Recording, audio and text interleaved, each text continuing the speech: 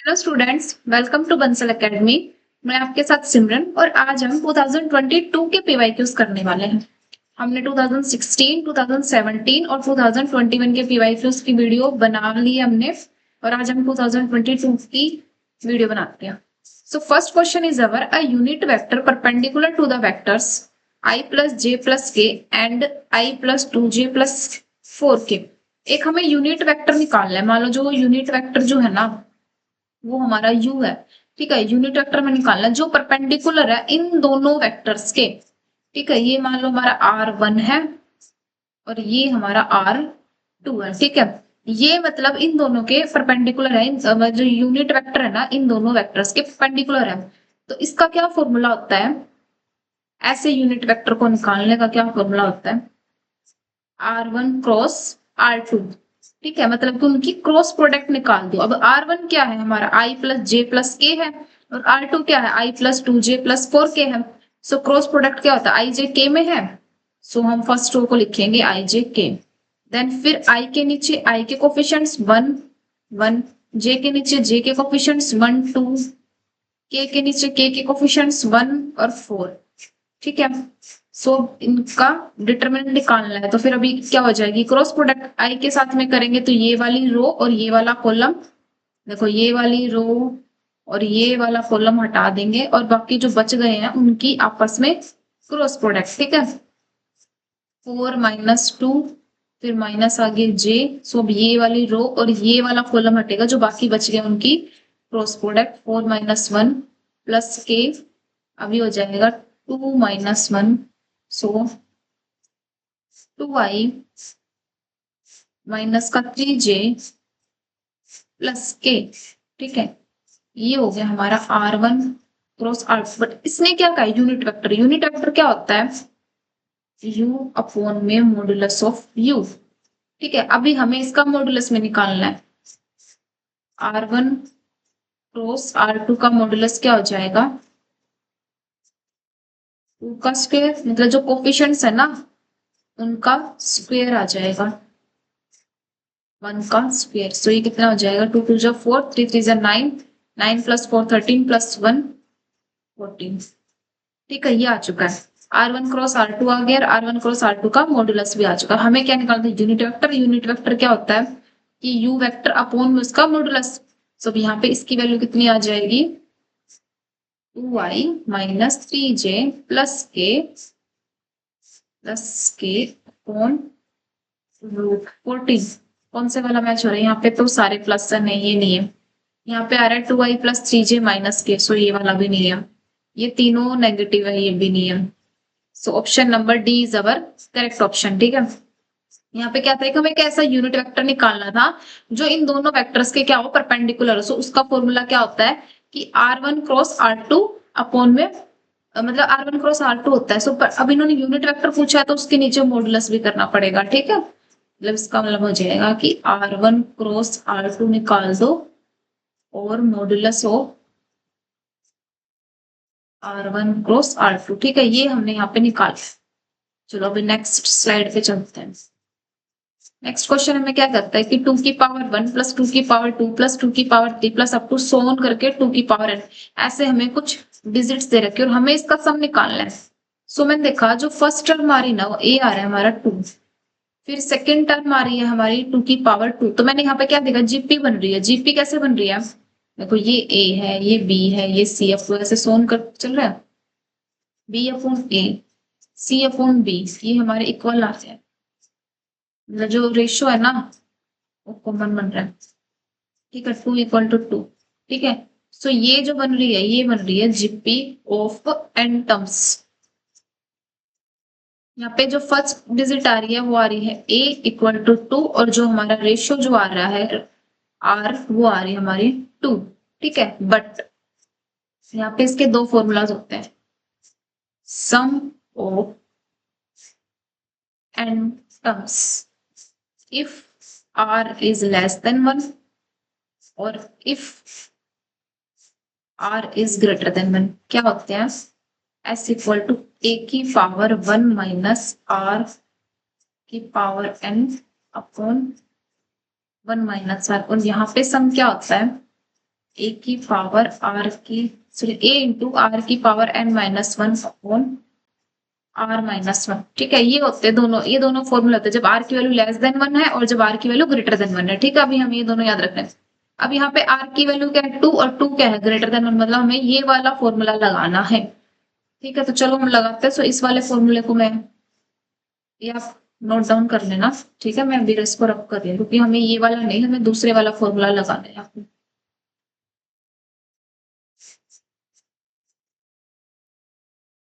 सो सम की वैल्यू कितनी हो जाएगी, ए की वैल्यू कितनी दे रखी है, sum of n terms, sum of n terms. ठीक है, ए की वैल्यू है टू, आर की वैल्यू कितनी है, टू की power N minus one upon R की वैल्यू है two minus one.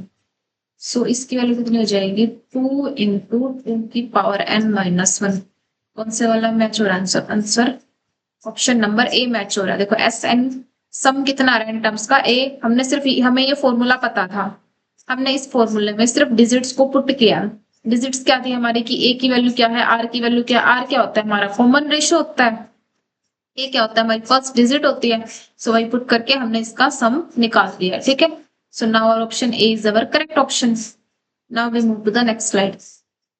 Next slide क्या कह रही है कि हमें एक डिफरेंशियल इक्वेशन दे रखी है, X D Y by D x plus sine two Y equal to x cube sine square Y. पर डिफरेंशियल इक्वेशन जो होती है वो हमें कैसे गिवन होती है कि D Y by D x plus P जो होता है वो यहाँ पे एक्स की फॉर्म का होता है इक्वल टू क्यू जो होता है वो एक्स की फॉर्म में, मतलब वाई जो होता है ना वो सिर्फ यही होता है, बट इसमें तो वाई यहाँ पर भी और यहाँ पर भी, मतलब ये वाले वाई को यहाँ से रिमूव करना पड़ेगा। रिमूव करने के लिए क्या कर सकते हैं कि बोथ साइड डिवाइड कर दें इसी से, साइन स्क्वायर बाई, और यहाँ पे भी साइन स्क्वायर बाई कर दें। सो अभी हमने ये किया है तो क्या हो जाएगा, साइन स्क्वायर बाई हो जाएगा, यहाँ पे आ जाएगा एक्स अपॉन में sine square by D Y by D x plus sine two Y का फॉर्मूला क्या होता है, two sine Y cos Y upon में साइन स्क्वायर वाई, यहाँ पे आ जाएगा एक्स क्यूब। अभी अगर हमें पता है कि वन अपॉन साइन जो होता है वो किसमें चला जाता है, कोसिकेंट वाई में चला जाता है। सो यहाँ पे आ जाएगा एक्स कोसिकेंट का square d Y by D x plus ये cancel out, two cot y equal to x cube. अभी ऐसे आ चुके, अब हमारे पास यहाँ वाई आ चुका है। ठीक है, हमें यहाँ सिर्फ यहीं पे वाई चाहिए था, सो वाई तो यहाँ पे आ चुका है, बट अब इसको कैसे डिफरेंशिएट करेंगे, तो हमने क्या करा कि लेट जो कोटेंजेंट वाई है ना उसको मैंने मान लिया v। सो कोटेंजेंट वाई का डिफरेंशिएशन क्या हो जाएगा, माइनस का cosecant square Y D Y by D x equal to D V by में dx, ये हो जाएगा। ठीक है, अब इसकी वैल्यू को हम यहाँ पे ऊपर पुट करते हैं। चलो नेक्स्ट स्लाइड पे चलते हैं, टू द नेक्स्ट स्लाइड।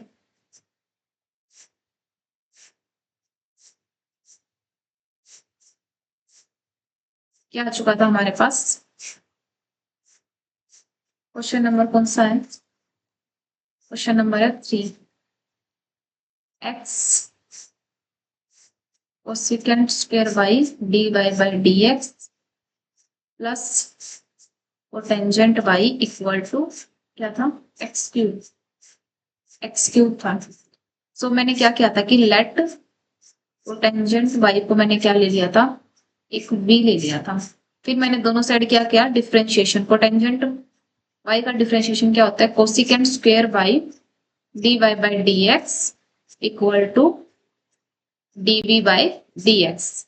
सो अब इसकी वैल्यू को अगर हम यहाँ पुट कर देते हैं तो क्या आ जाएगा, माइनस का डी वी बाई में डी एक्स, एक्स तो हमारा चल रहा है ऐसे ही, ये v इक्वल टू में एक्स क्यूब। अब इस x को है ना इधर नीचे ले आओ, माइनस एक्स को नीचे ले आओ, तो डी वी बाई में डी एक्स माइनस का v अपॉन में x इक्वल टू एक्स।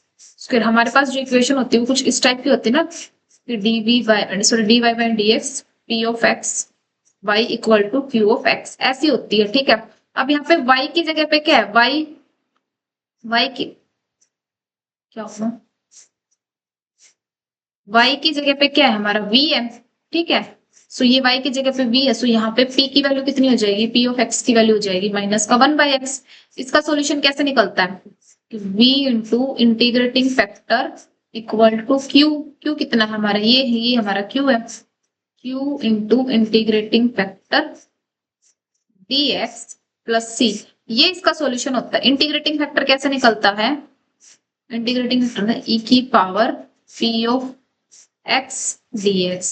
सो यहाँ पे p की वैल्यू कितनी है, माइनस का 1/x। सो यहाँ पे e की पावर माइनस log x किसके इक्वल हो जाता है, 1/x के इक्वल हो जाता है, क्योंकि माइनस का यहाँ पे आ जाएगा माइनस का साइन, ठीक है, ये 1/x आ जाएगा। अभी हम आगे चलते हैं। सो हमारे पास आ चुका है, इसका सॉल्यूशन आ चुका है कि v इंटू में इंटीग्रेटिंग फैक्टर है हमारा 1/x equal to integration q की वैल्यू हमारे पास x स्क्वायर, इंटीग्रेटिंग फैक्टर है 1/x dx प्लस c। ये कट जाएगा यहाँ से, v अपॉन में x इक्वल टू, यहाँ पे कितना बचा x, x का इंटीग्रेशन क्या हो जाएगा, x स्क्वायर बाय में 2 प्लस c। सो यहाँ से v की वैल्यू कितनी हो जाएगी, एक्स क्यूब बाय में क्यूब बाय में 2, एक सेकेंड एक्स क्यूब बाय में 2 प्लस सी एक्स। ये सी जो है इसका इंटीग्रेशन हो जाएगा सी एक्स, ये आ चुकी है वैल्यू सी एक्स का स्क्वायर, क्योंकि इंटीग्रेशन तो ये पूरे का ही हो रहा है ना, सी एक्स स्क्वायर। v की वैल्यू कितनी थी हमारे पास, कोट y, अब वो पुट कर दो, cotangent y equal to x cube plus C X square by में 2। ये वैल्यू आ चुकी है, ठीक है। अब अगर मैं इस 2 को यहाँ मतलब दोनों साइड ले जाऊं तो ये क्या बन जाएगा, कोटेंजेंट y एक्स क्यूब, ये 2c, मैंने मान लो 2c को एक अलग कांस्टेंट नाम दे दिया c1, ठीक है। 2c को मैंने एक अलग कांस्टेंट, कांस्टेंट तो कुछ भी हो सकता है, 2c भी देखो, 2 भी कांस्टेंट है, c भी कांस्टेंट है, तो इन दोनों को एक मैंने c1 नाम ले दिया। सो यहाँ पे आ जाएगा अपॉन में 2। सो भी कोटेंजेंट y आ चुका है x cube plus c1 x square by में 2, ठीक है। यही था या कुछ और भी था,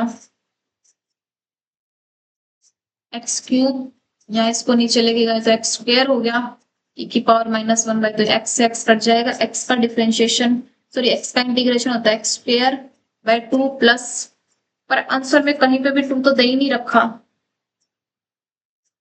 चलो 2 नहीं दे रखा तो क्या हो गया, हम क्या करेंगे, इसका अप्रोक्सीमेट ले लेते हैं। इसका अप्रोक्सीमेट आंसर कितना हो जाएगा, देखो हमारे पास ये आ रहा है ना, cot y equal to x cube plus C X square by 2। So इसका अप्रोक्सीमेट हम ले लेते हैं, वो क्या हो जाएगा, cotangent y equal to x cube plus C X square, क्योंकि 2 तो क्या है हमारे कांस्टेंट है, हमने मान लो कांस्टेंट को हमने एक बार हटा दिया। सो हमारे पास ये वैल्यू आ चुकी है, ठीक है। अब इसको देखते हैं कौन से वाले ऑप्शन से मैच कर रही है।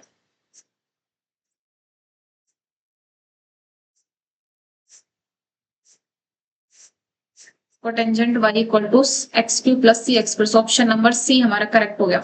हमारे पास जो आया था ना उसमें ना अपॉन में 2 आ रहा था, तो मैंने क्या करा कि अप्रोक्सीमेट सॉल्यूशन ले लिया, तो अप्रोक्सीमेट सॉल्यूशन लिया तो वहां पे मैंने 2 को हटा दिया, so cot y equal to x cube plus 2x। अब यहाँ पे कोई कहेगा यहाँ पे आ रहा था वो 2c, आप यही वाला लेते, बट इन्होंने कोटेंजेंट वाला आएगा ना, टेंजेंट को थोड़ी ना, कोटेंजेंट को टेंजेंट में तो नहीं चेंज कर सकते ना, वो तो कांस्टेंट था, इसलिए मैंने उसको रिमूव कर दिया था, ठीक है। So option number C is our correct option हो जाएगा। So now we move to the next question. Next question हमें क्या कहता है कि एक ग्रुप है जिसमें बॉयज है 7 और गर्ल्स है 4। The number of ways of selecting A team of 5, हमें इनमें से 5 सिलेक्ट करने हैं, 5 सिलेक्ट करने हैं, having at least 1 boy and at least 1 girl, मतलब कि बॉय और गर्ल, मतलब एक एक तो होंगे ही होंगे, ठीक है। अभी एक बॉय है तो मान लो मैंने क्या करा, मैंने ले लिया एक बॉय, मैंने क्या करा 4 बॉय ले लिए, 4 बॉय मैं नहीं ले सकती, क्यों ले सकती, देखो मुझे क्या करना है कि बॉय प्लस गर्ल मिला के कितना होना चाहिए, 5 होना चाहिए। ये ले ली मैंने बॉय, ये ले ली मैंने गर्ल, और मैंने गर्ल ले ली, मतलब एटलीस्ट वन बॉय और एटलीस्ट वन गर्ल तो हमारे पास होने ही चाहिए। जो एटलीस्ट वाले हैं ना उनको मैं अलग कलर से लिख देती हूँ कि इतना तो हमारे पास होना ही चाहिए।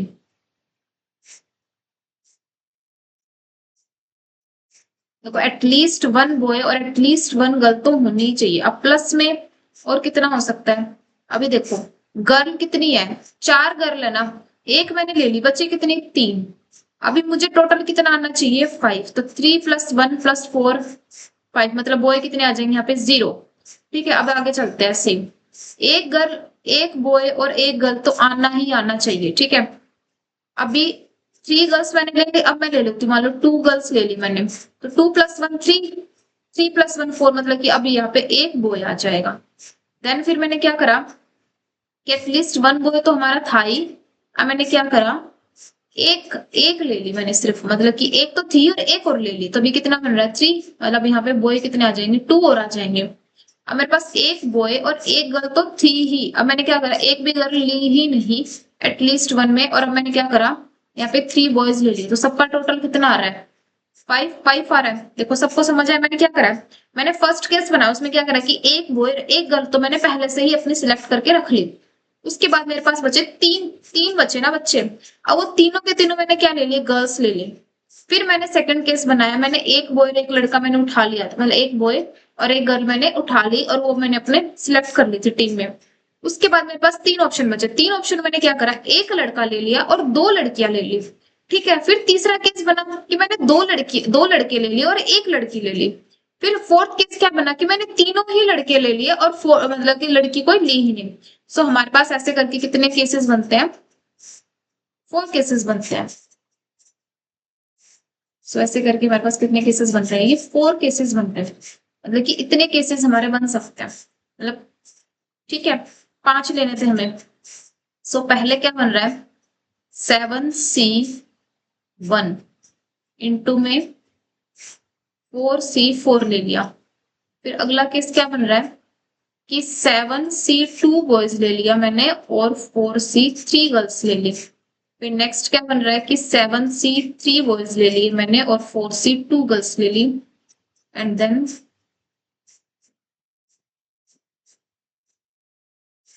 केसेस, पता है ना, केसेस तो ऐड होते हैं और जो बॉयज गर्ल्स होते हैं ना वो मल्टीप्लाई होते हैं।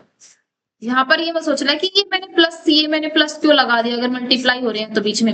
ये प्लस मैंने लगाया कि मैं ये ऐड कर रही थी, देखो मैं ये वाली चीजें ऐड कर रही थी कि क्या ये 5 बन रहे हैं, नहीं बन रहे, मैं ये नीचे वाली चीजें ऐड कर रही थी, मैं ये पूरा टोटल ऐड नहीं कर रही थी। ठीक है, सो अब यहाँ पे बन जाएंगे 7C4 इंटू 4C1। अब आगे केसेस क्यों, कि हमें एटलीस्ट वन तो गर्ल चाहिए ही चाहिए ना। सो इसका क्या आता है, 7 × 1, सबको आता है ना ये सोल्व करना। NCR होता है n factorial r factorial n minus r factorial plus ये हो जाएगा 7 × 6/2।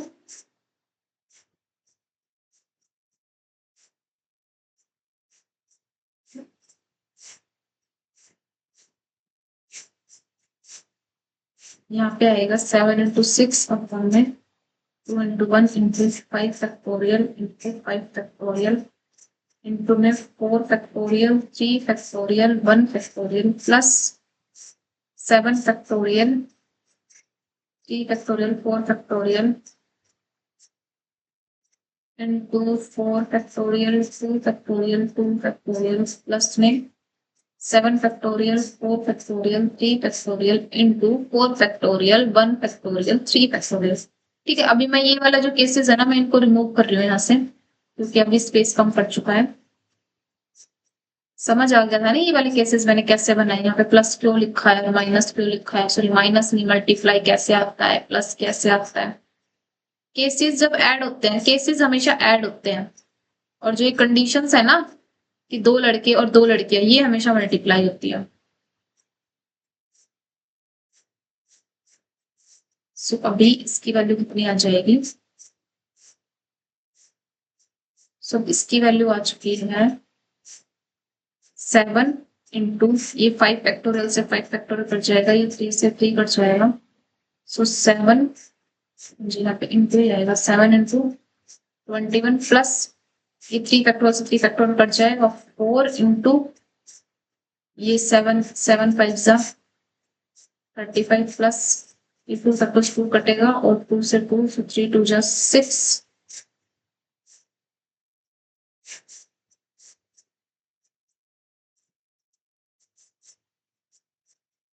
नहीं नहीं नहीं नहीं, एक मिनट एक मिनट एक मिनट एक मिनट, एक सेकंड, मुझे लगा मैंने ना ये है और ये है, तो यहाँ पे प्लस आएगा 7 प्लस 7 3 जा 21, फिर इंटू में आएगा 4, फिर प्लस, फिर 7 इंटू 5 35, इंटू में 6, फिर प्लस में 7 इंटू 6 इंटू 5 सो 35 इंटू में 4, ये आएगा 7 प्लस, ये आप सब सोल्व करोगे ना, यही आने वाला है 35 7 प्लस 4 91 प्लस 350 19 प्लस 5 14 441, ये आंसर आ चुका। सो option number D is our correct option. इसमें कितने केसेस बन रहे थे? 4 केसेस बन रहे थे कि मैंने एक लड़का ले लिया और 4 लड़कियां ले ली, फिर मैंने 2 लड़के ले लिए, 3 लड़कियां ले ली, फिर मैंने 3 लड़के लिए और 4 लड़कियां ली, फिर मैंने 4 लड़के लिए और 1 लड़की ली, और मैं एक पे ही क्यों गई? क्योंकि मुझे एटलीस्ट 1 तो चाहिए ही चाहिए थी, कि कम से कम एक तो होनी ही होनी चाहिए थी। So our option is D, option is our correct option.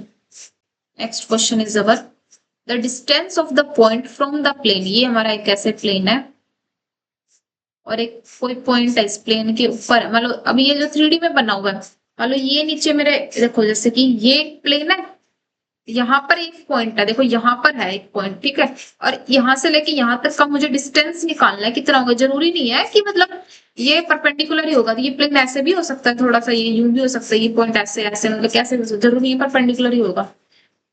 कौन से भी डिस्टेंस, यहाँ पे इसका डिस्टेंस निकालने का फॉर्मूला क्या आता है?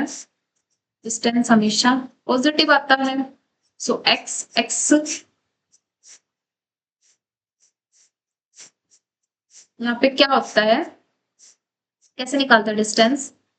1 इंटू एक्स की जगह पे ये 1 लिखा जाएगा, ये एक्स की जगह पे लिखा जाएगा, ये वाई और ये जेड की जगह पे 1 plus 2 into 2 minus 2 into 3 plus 7 upon में कोफिशिएंट्स हो, हमारे प्लेन के कोफिशिएंट्स आ जाते हैं 1 का स्क्वायर प्लस 2 का स्क्वायर प्लस माइनस 2 का स्क्वायर, सो 1 प्लस 4 माइनस 6 प्लस 7 अपॉन में 2 2 जा 4 4 4 जा 2 2 जा 4 प्लस 3 9 हो जाएगा, 4 प्लस 1 5 5 प्लस 7 12 12 अपॉन 6 6 अपॉन में 3, सो आंसर आ जाएगा 2। सो option number D is our correct. देखो मैंने ये बताया, ये 3D में आ गया, वैसे मैंने क्या बताया था, इस शॉर्टेस्ट डिस्टेंस अगर निकालना आ जाए किसी पॉइंट से किसी लाइन तक, तो उसको क्या करते हैं, उन पॉइंट को एक्स वाई की जगह पे पुट कर देते हैं और फोन में उन एक्स और वाई के कोफिशिएंट्स का स्क्वायर आ जाता है। प्लेन में भी वही चीज कर देंगे हम, 3D का तो उसमें भी मैंने वही कर दिया, ठीक है। So now we move to the next question. Next question क्या कहते हैं, यूनिफॉर्मली कंटिन्यूअस क्या होता है? For a f of x is UC on a comma b if limit x tends to a positive and limit x tends to b negative exist finitely। मतलब ये exist करनी चाहिए फाइनाइटली, तभी वो function कैसा होता है, कंटिन्यूअस, सॉरी यूनिफॉर्मली कंटिन्यूअस होता है।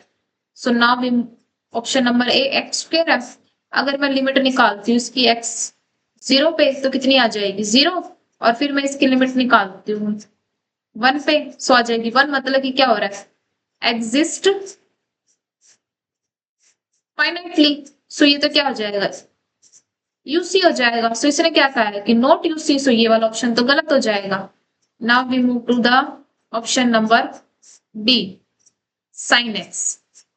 सो limit x tends to 0 sin x, sin 0 पे हो जाएगा 0, and limit sines to 1 negative sine 1, ये भी क्या करेगा, फाइनाइट लिमिट आएगी, फाइनाइट लिमिट आएगी। सो ये वाला भी कैसा हो जाएगा, यूसी हो जाएगा। सो ये वाला ऑप्शन भी गलत। अब ऑप्शन नंबर सी क्या करता है कि एफ ऑफ एक्स की वैल्यू है 1, मैंने जब एक्स जा रहा है 0 से लेके 1, और F of x, F of 0 हमारा 0, एफ ऑफ 1 हमारा, मतलब लिमिट कैसी आ जाएगी, यहाँ पे भी फाइनाइट आ जाएगी। सो दिस इंप्लाइज ये भी कैसा हो जाएगा, यूसी हो जाएगा, बट हमें तो नॉट यूसी चाहिए था। अब आते हैं बारी ऑप्शन नंबर बी पे, 1/x²। जब हम limit x tends to 0 positive करेंगे तब यहाँ पर आ जाएगा 0 प्लस h का whole square, limit h tends to 0, this implies 1/0 equal to infinity. So not exist finitely, that's why ये वाला ऑप्शन हमारा नॉट यूसी आएगा। That's why option number B is our correct. हमें क्या बताना था, नॉट यूसी। नॉट यूसी के लिए हमने बताया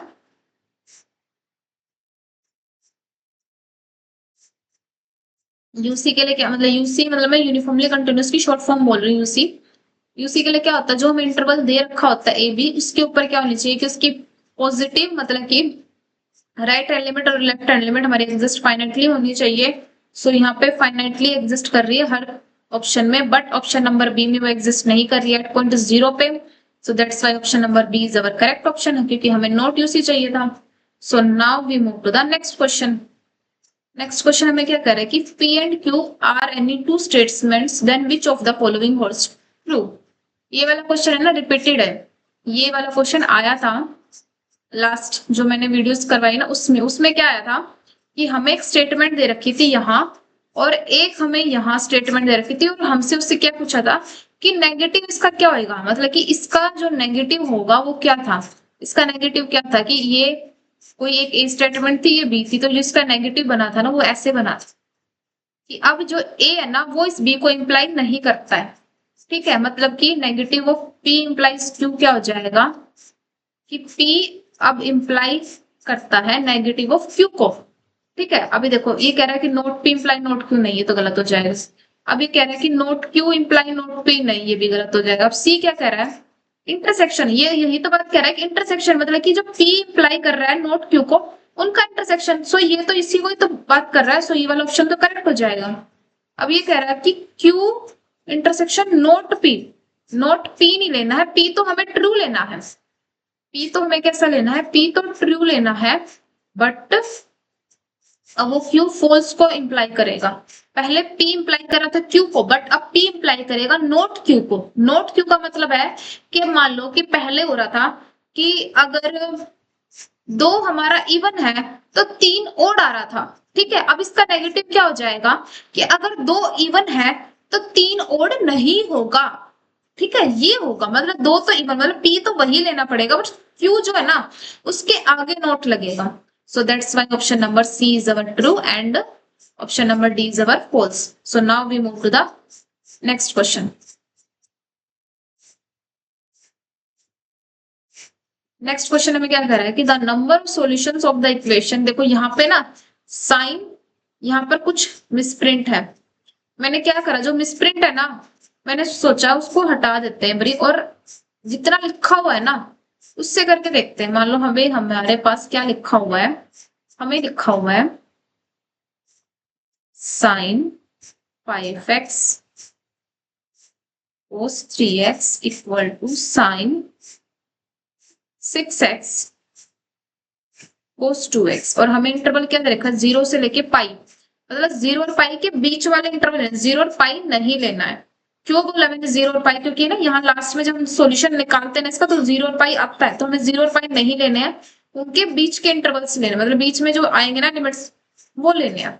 सो अभी हम सिर्फ इसको सोल्व करते हैं, क्योंकि यहाँ पे तो ये तो मिसप्रिंट है तो पता ही नहीं क्या दे रखा क्या नहीं, तो हम सिर्फ इसको सोल्व करते हैं। मैंने क्या किया, दोनों साइड मल्टीप्लाई कर दी 2 से, ये क्या बन गया 2 साइन ए कोस बी, क्या बन रहा है ये 2 साइन ए कोस बी। क्या फॉर्मूला होता है उसका, sign A plus b plus sign A minus B.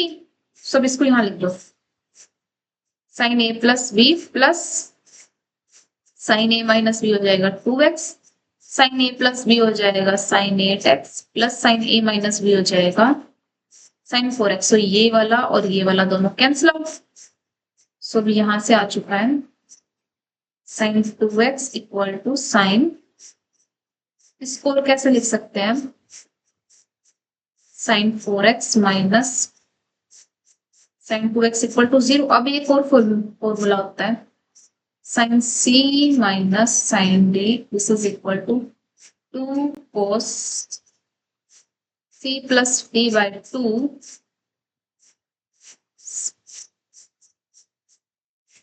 Sign c minus d by 2।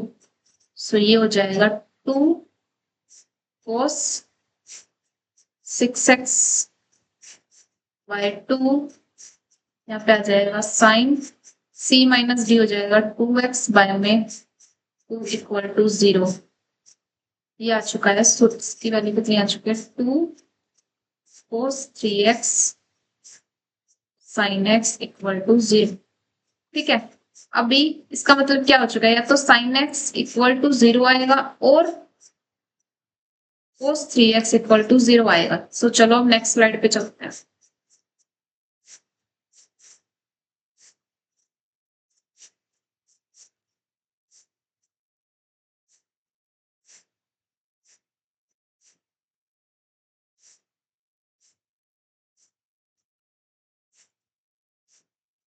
Question number है ये 8। क्वेश्चन नंबर है 8। ठीक है, 8th क्वेश्चन हमें क्या कह रहा है, हमारे पास क्या था 2 cos 3x sin x equal to 0। So इसका मतलब क्या हो गया था, या तो cos 3x इक्वल टू 0 होगा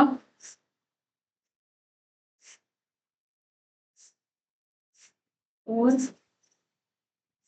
sin x इक्वल टू 0 होगा। ठीक है, अभी cos 3x कहाँ, मतलब cos x कहाँ 0 होता है, cos 2n plus 1 into pi by 2 पे, और n कहाँ से आता है, हमारा नेचुरल नंबर से आता है। अब यहाँ पे sin x हो जाएगा n पाई पे, और n कहाँ से आता है,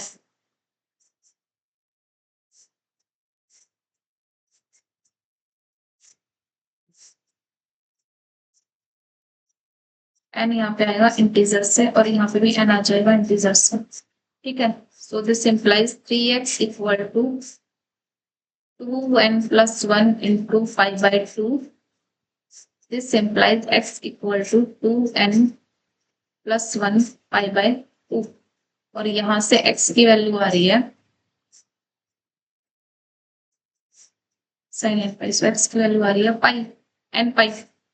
सो put n equal to 0। So x की वैल्यू कितनी आ जाएगी पाई बाय 2, ये तो बिलोंग कर रहा है 0 से लेकर पाई के बीच में, और अगर n को ले लूं मैं 1, सो x की वैल्यू हो जाएगी 3 पाई बाय 2, ये भी बिलोंग कर रहा है 0 से लेकर पाई में। और मैं क्या पुट कर दूं, n की वैल्यू को मान लो मैंने 2 पुट किया, सो x की वैल्यू कितनी हो जाएगी 2 4 प्लस 1 5 पाई बाय, यहाँ पे 6 आएगा, सॉरी 6 आएगा, 6 ये बिलोंग कर जाएगा 0 से लेके 5। अगर n की वैल्यू को 3 ले लें, सो x की वैल्यू कहाँ जाएगी 6 7 पाई बाय 6। सो ये बिलोंग नहीं करता 0 से लेके 5। अब मैंने नेगेटिव वाली टर्म्स क्यों नहीं ली, ले लो भाई, नेगेटिव भी लेके देख लो। अगर मैंने इसमें इक्वल टू -1 पुट किया, सो 2 माइनस 1 माइनस 5 बाय 6 आ जाएगा, जो बिलोंग नहीं करता है 0 से 5। ठीक है, माइनस 1 ही नहीं गया तो -2 -3 आगे कोई भी नहीं करेगा। सो यहाँ पे हमारे जो वैल्यूज आई है कौन कौन सी आई है, pi by 6, pi by 2, 5 pi by 6। ठीक है, ये वैल्यूज आई है। अभी यहां से देखते हैं, if n equal to 0, so x की वैल्यू आ जाएगी 0। If n equal to 1, so x की वैल्यू आ जाएगी 5। If n equal to 2, so x की वैल्यू आ जाएगी 2 पाई। अगर x की value, if n equal to -1, so x की वैल्यू आ जाएगी -5। ये चारों के चारों ही बिलोंग नहीं करते 0 से लेके 5 में। सो यहाँ पर भी तो कोई भी सॉल्यूशन नहीं बनेगा। सो यहाँ पे बनता है नो सॉल्यूशन। और यहाँ से कितने सॉल्यूशन बनते हैं? यहाँ से हमारे बनते हैं 3 सॉल्यूशन। सो यहाँ से कितने बन रहे हैं? 3 सॉल्यूशंस। सो आंसर हो जाएगा 3। चलो अभी क्वेश्चंस पे चलते हैं। क्वेश्चन क्या कह रहा था?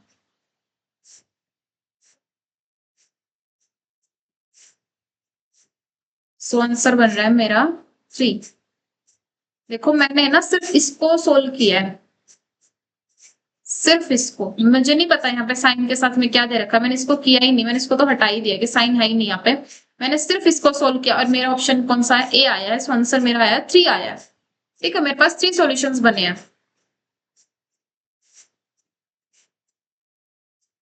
इसका तो बना है नो सॉल्यूशन और इसके बने हैं 3 सॉल्यूशन। ठीक है, so now we move to the next question. Next question हमें क्या कहता है कि f of x equal to x की पावर साइन 1/x।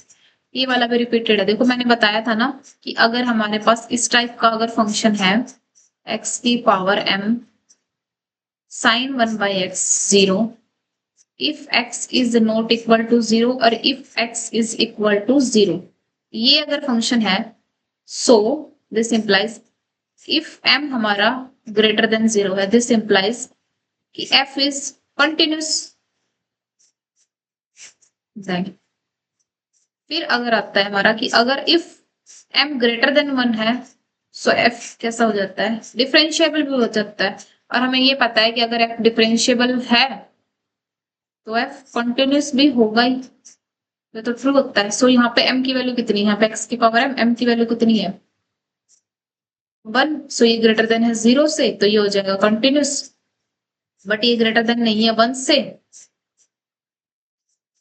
मतलब m की वैल्यू आई है 1, ये ग्रेटर देन नहीं है 1 से, सो नॉट डिफरेंशिएबल। ठीक है, ये सिर्फ कंटिन्यूस है, डिफरेंशिएबल नहीं है। एट x इक्वल टू 0 पे कंटिन्यूस कहाँ होगा? At x equal to 0, at x equal to 0, क्योंकि 0 और तो हर जगह ये कंटिन्यूस है ही, बट इसको 0 पे कुछ प्रॉब्लम आ रही थी। सो अब ये कंटिन्यूस तो है बट डिफरेंशिएबल नहीं है। ये वाला रिजल्ट याद रखना है कि x की power m sin 1/x। Next question is our consider the basis s equal to v1 v2 v3 4 r cube where v1 v2 v3 हमें ऐसे दे रखे हैं एंड t जो है हमारा r3 से लेके r2। पहले मतलब कि 3 वाले जो वेक्टर्स है वो देखो यहाँ पे देखो 2 में कन्वर्ट हो रहे हैं, 2 में कन्वर्ट हो रहे हैं, तो मतलब जो आंसर जो बनेगा वो भी हमारा 2 में बनेगा क्योंकि हमसे इसकी वैल्यू पूछी है।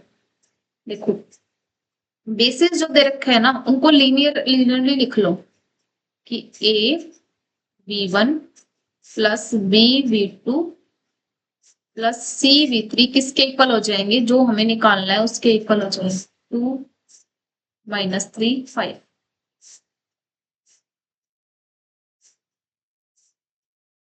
ये हो जाएगा 2 - 3 5, 2 - 3 5। अब a b1 कितना दे रखा है? 1,1 प्लस में b की वैल्यू कितनी दे रखी है? 1,10 प्लस c कितना दे रखा है?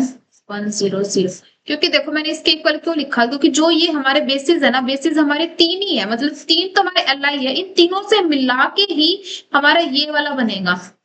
ठीक है, इन तीनों मतलब बेसिस हमारे 3 ही है। अगर चौथा वाला बेसिस मतलब अगर फोर्थ बेसिस अगर आ रहा है तो इन तीनों से मिलकर ही बना होगा।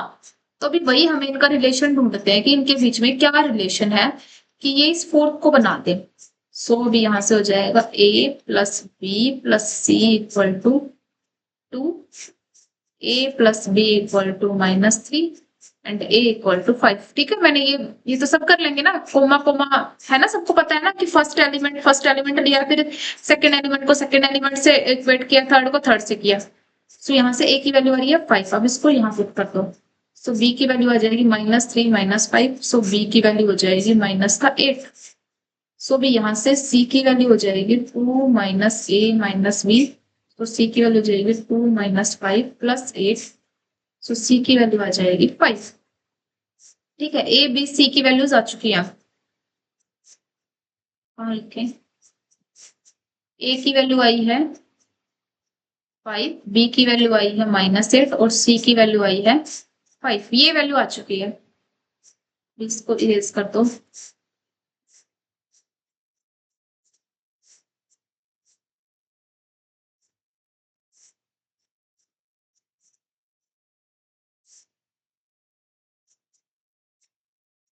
ऐसा होना चाहिए कि मतलब इतना वाले पार्ट को मैं सर्कल करूं और वो रफ हो जाए। ऐसा कुछ सीखना पड़ेगा। ये था ए की वैल्यू आ चुकी है अब 5। v1 की वैल्यू क्या है 1,1,1। बी की वैल्यू आई है -8 और v2 की वैल्यू कितनी है 1,1,0 प्लस सी की वैल्यू आई है 5। v3 की वैल्यू कितनी है 1,00। ये तीनों मिला के इस फोर्थ वाले प्रोडक्ट बना। अब मैं अप्लाई टी ऑन अबव, अरे इनके ऊपर टी अप्लाई करूंगी। टी का मतलब क्या है लीनियर ट्रांसफॉर्मेशन 1,1 प्लस माइनस का 8 T of 10 plus 5 T of 1,00 T of 2 minus 3 5। सो इस टी की वैल्यू टी ऑफ v1 क्या दे रखा है हमें 1,0 1,0 माइनस का 8 1 टी v2 की वैल्यू कितनी दे रखी है 2 माइनस 1 टी 1,00 की वैल्यू कितनी दे रखी है 4,3। सो ये वैल्यू आ जाएगी टी -3 इसकी वैल्यू निकालनी है। सो जब हम इसका करेंगे 5 4 20 20 प्लस 5 25 25 माइनस 16 9 एंड 10 ये हो जाएगा 8 प्लस 15 हो जाएगा 23। सो इसकी वैल्यू कितनी आ चुकी है 9,23। सो option number D is our correct option. ठीक है, क्या किया है मैंने, मेरे को 3 वेक्टर्स दे रखे थे जो हमारी क्या थी बेसिस थी, और हमें एक फोर्थ वेक्टर और दे दिया, हमें उसकी वैल्यू निकालनी है। जो फोर्थ वेक्टर जो बन रहा है ना वो इन तीनों से ही मिलकर बन रहा है। सो दैट्स वाई मैंने इन तीनों में रिलेशन ढूंढा कि किससे मिलेगी, पहले रिलेशन ढूंढ के फिर मैंने अप्लाई कर दिया टी। टी को अप्लाई करके हमें इनकी वैल्यू दे रखी है तो वैल्यू पुट करके फिर सीधा सीधा आंसर निकाल दिया। The equation of a line passing through the point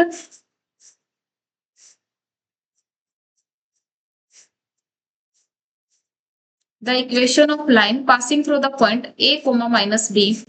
हमें एक इक्वेशन ऑफ लाइन बनानी है जो कहां से पास हो रही है a कोमा माइनस बी से। मान लो मैंने अभी तक इतना ही पढ़ा क्वेश्चन और मैं इससे करने लगी ऑप्शन कि जो इक्वेशन जो बन रही है ना लाइन की, वो लाइन की इक्वेशन ही दे रखी है चार ऑप्शन में, कहां से पास हो रही है a कोमा माइनस बी से। सो मैंने क्या करा x की जगह पे तो मैं कर देती हूँ a और y की जगह माइनस बी। सो यहाँ पे पुट करूंगी तो a square plus b square, ये तो आ रहा है a square plus b square के इक्वल आ रहा है। सो ये वाला ऑप्शन हो सकता है भाई। फिर यहाँ पे आ जाता है बी एक्स माइनस का ए बी, ये तो इसके इक्वल ही नहीं है। अरे बी एक्स क्या लिख दिया मैंने, एक्स की वैल्यू कितनी है ए, या B A minus A B आ रहा है स्क्वायर प्लस बी स्क्वायर से, तो ये वाला ऑप्शन तो कट गया। हम यहाँ से ना ऑप्शंस डिस्कार्ड करें तो एक्स की वैल्यू कितनी है ए bye a minus B bye B, जी ये तो 0, मतलब ये वाला ऑप्शन भी ट्रू हो सकता है। अब ये a by a minus plus हो जाएगा b बाय बी, तो 2 मतलब ये वाला ऑप्शन, ये वाला ऑप्शन और ये वाला ऑप्शन ए सी डी, इन तीनों के ट्रू होने के चांसेस अब बढ़ गए। मतलब प्रोबेबिलिटी होती है ना कि ये वाला इतना होएगा ये वाला नहीं होएगा। ऑप्शन नंबर बी तो हमने डिस्कार्ड कर दिया। अब हमें क्या करें, जो इक्वेशन ऑफ जो लाइन जो बनेगी वो परपेंडिकुलर है इसके, परपेंडिकुलर है तो मतलब क्या होएगा स्लोप ऑफ लाइन, ये वाली लाइन, मतलब इसको मान लो फर्स्ट, मतलब स्लोप ऑफ लाइन 1 और स्लोप ऑफ लाइन 2, ये मान लो मैंने लाइन मान ली 2 का डॉट प्रोडक्ट किसके इक्वल होगा -1 के इक्वल होगा। ठीक है, अब मैं निकालती हूँ इसकी slope.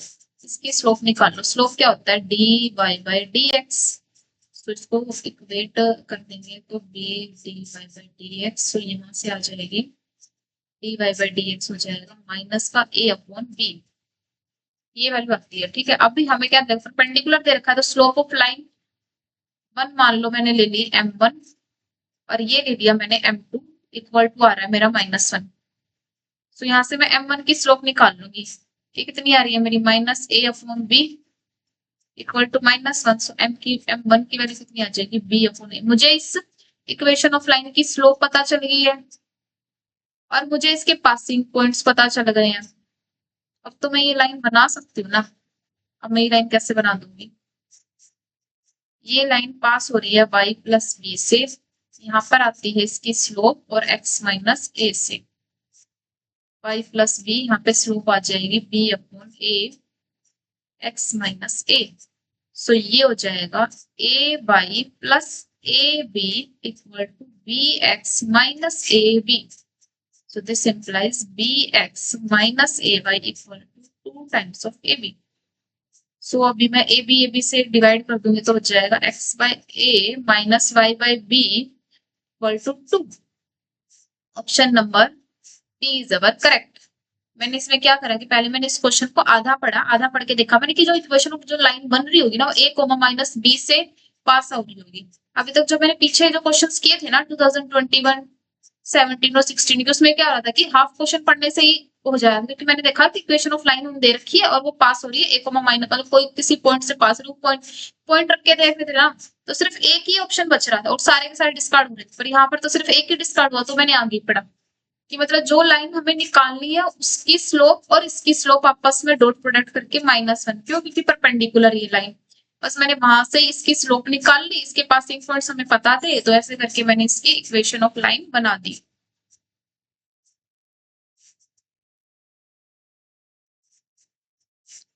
So now next question is our f of 0 equal to 2, f of 1 equal to 3, f of 2 equal to 12, f of 5 equal to 147. Then using Lagrange interpolation formula. ये फॉर्मूला पता होना चाहिए, क्या होता है ये फॉर्मूला? समेशन ऑफ आई की value 0 से लेके n f of x i product of j की वैल्यू 0 से लेके n पर j की वैल्यू को i के इक्वल नहीं होना है x माइनस एक्स। अरे क्या हो रहा है?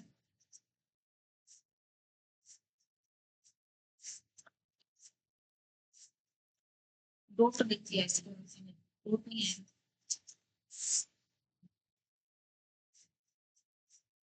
सब काम कर रहा है, तो ये डॉट क्यों नहीं? अच्छा होगी क्या, क्या होगी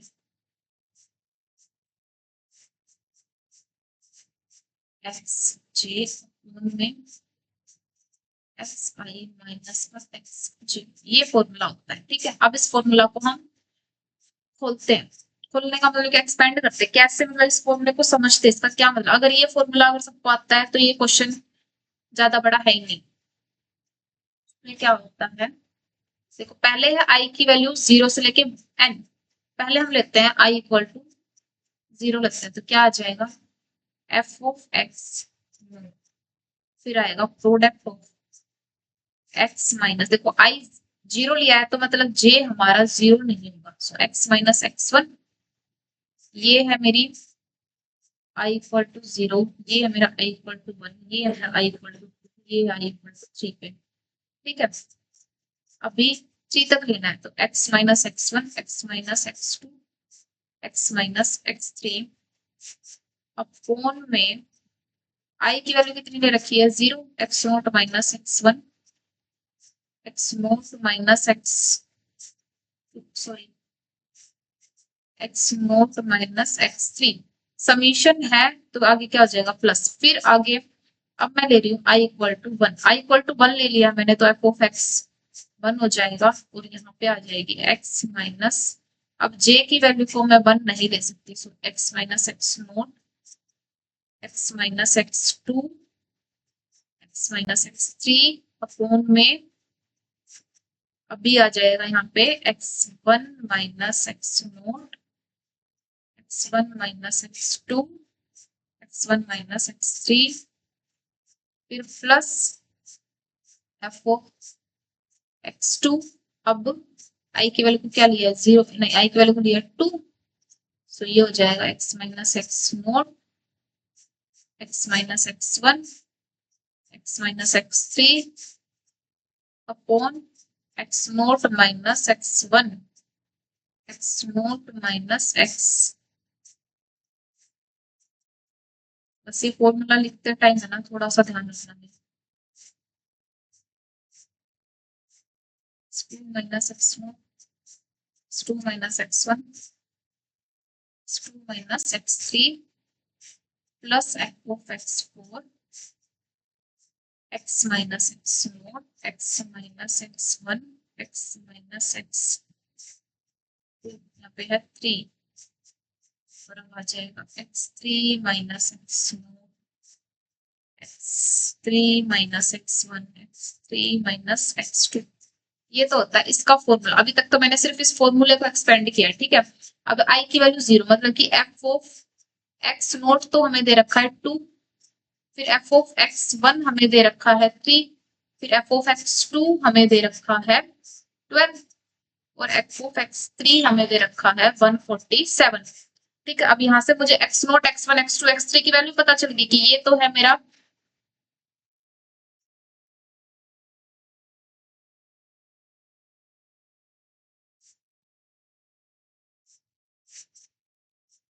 यहाँ पे, ये है एक्स नोट, ये है एक्स वन, ये है एक्स टू और ये है एक्स थ्री। ठीक है, इतना बड़ा फॉर्मूला लिख दिया। मैं बाकी कहाँ क्या, नेक्स्ट स्लाइड, मतलब नेक्स्ट स्लाइड करते हैं।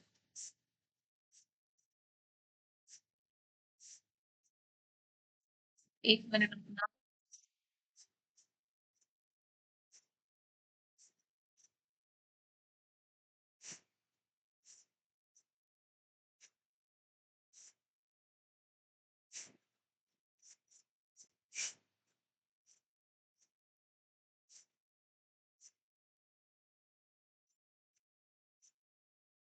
नेक्स्ट स्लाइड ही नहीं हो रही है, कोई बात नहीं, नेक्स्ट स्लाइड नहीं हो रही तो बिना नेक्स्ट स्लाइड के तो ये क्वेश्चन हो नहीं सकता।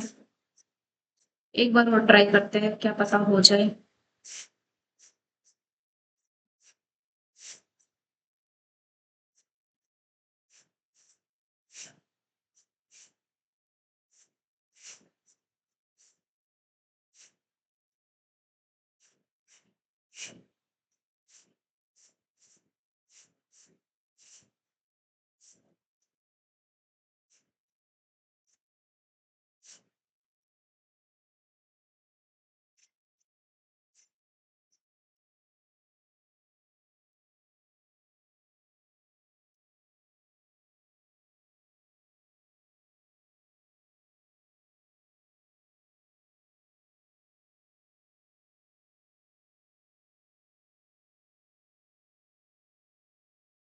ये आगे नेक्स्ट स्लाइड।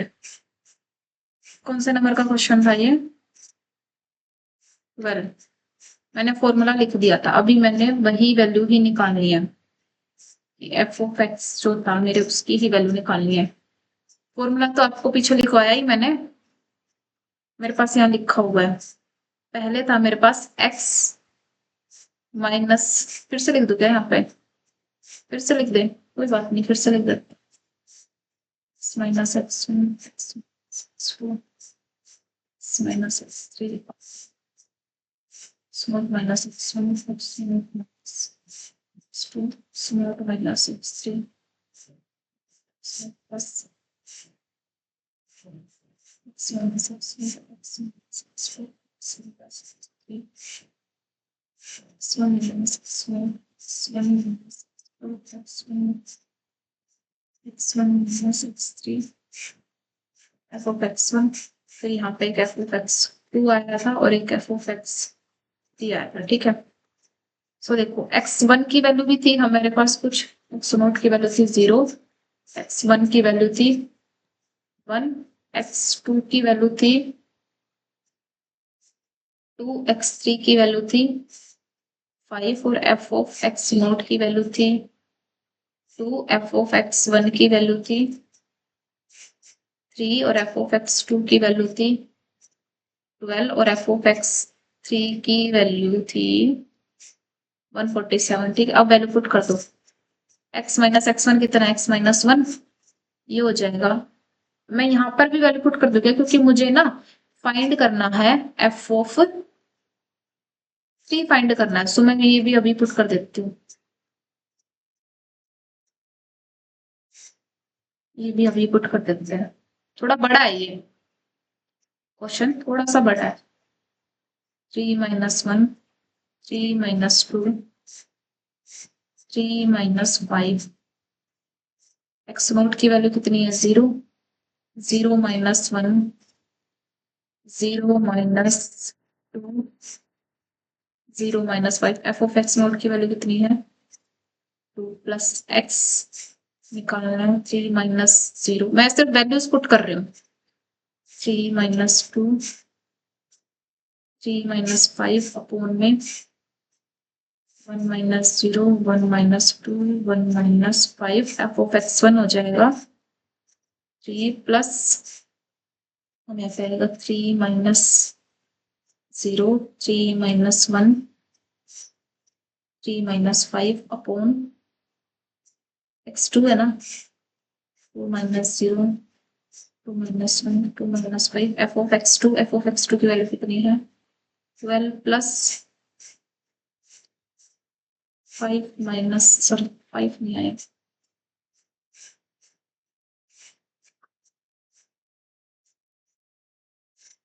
ये आएगा 3 माइनस 0 3 माइनस 1 3 माइनस 2 अपॉन में 5 माइनस 0 5 माइनस 1 5 माइनस 2 और यहाँ पे आ जाएगा 147 चलो अब इसको करते हैं जैसे 3 माइनस 1 2 3 माइनस 2 1 3 माइनस 5 माइनस का 2 यहाँ पे आ जाएगा माइनस 1 देखो माइनस माइनस आ रहा है ना सो माइनस का 10 हो जाएगा और इंटू में 2 ये माइनस है ना ये माइनस है सो ये माइनस से माइनस कैंसिल आउट हो जाएगा प्लस में यहाँ पे आएगा 3 माइनस 2 1 फिर आएगा माइनस का 2 अपॉन में यहाँ पे आ रहा है 1 फिर 1 माइनस 2 माइनस 1 और 1 माइनस 5 माइनस 4 सो ये हो जाएगा नीचे 4 इंटू 3 फिर प्लस फिर आएगा 3 माइनस 1 2 3 माइनस 5 माइनस का 2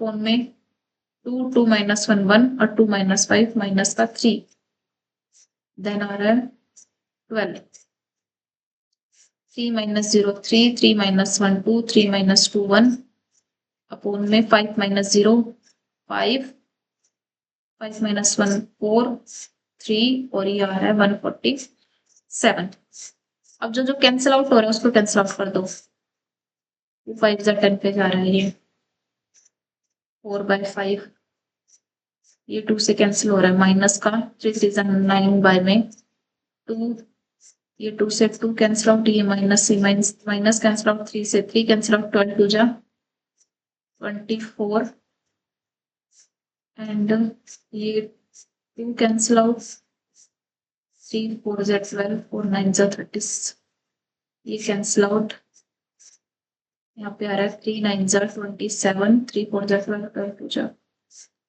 2 जा 10 ये आ रहा है अब इसका एलसीएम लेंगे 10 4 2 जा 8 माइनस 4 9 जा 45 प्लस 240 147 इसकी वैल्यू हो जाएगी 7 8 15 4 4 8 प्लस 1 9 3 माइनस 45 में 10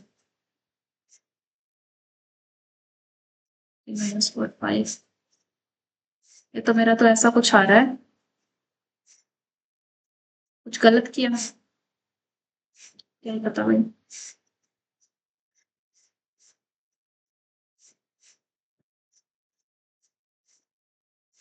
मेरा तो 35.5 आ रहा है और ये तो ऑप्शन में भी नहीं है 35.5 35 तो है इसका आंसर देखिए क्या है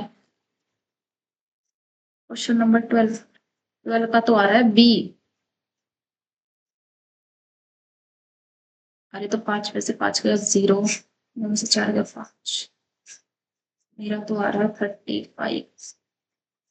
35 आंसर आ रहा है मेरा तो हो सकता है अभी इतना बड़ा क्वेश्चन है शायद मैंने कुछ मिस्टेक कर दी हो आप एक बार फिर से चेक कर लेना ठीक है चेक करके कुछ हो गलती तो मुझे ही बता देना आप इसको चेक कर लेना मुझे तो शायद मैंने तो सही किया है मेरी तरफ से तो पर फिर भी हो सकता है अभी कुछ गलती हो गई हो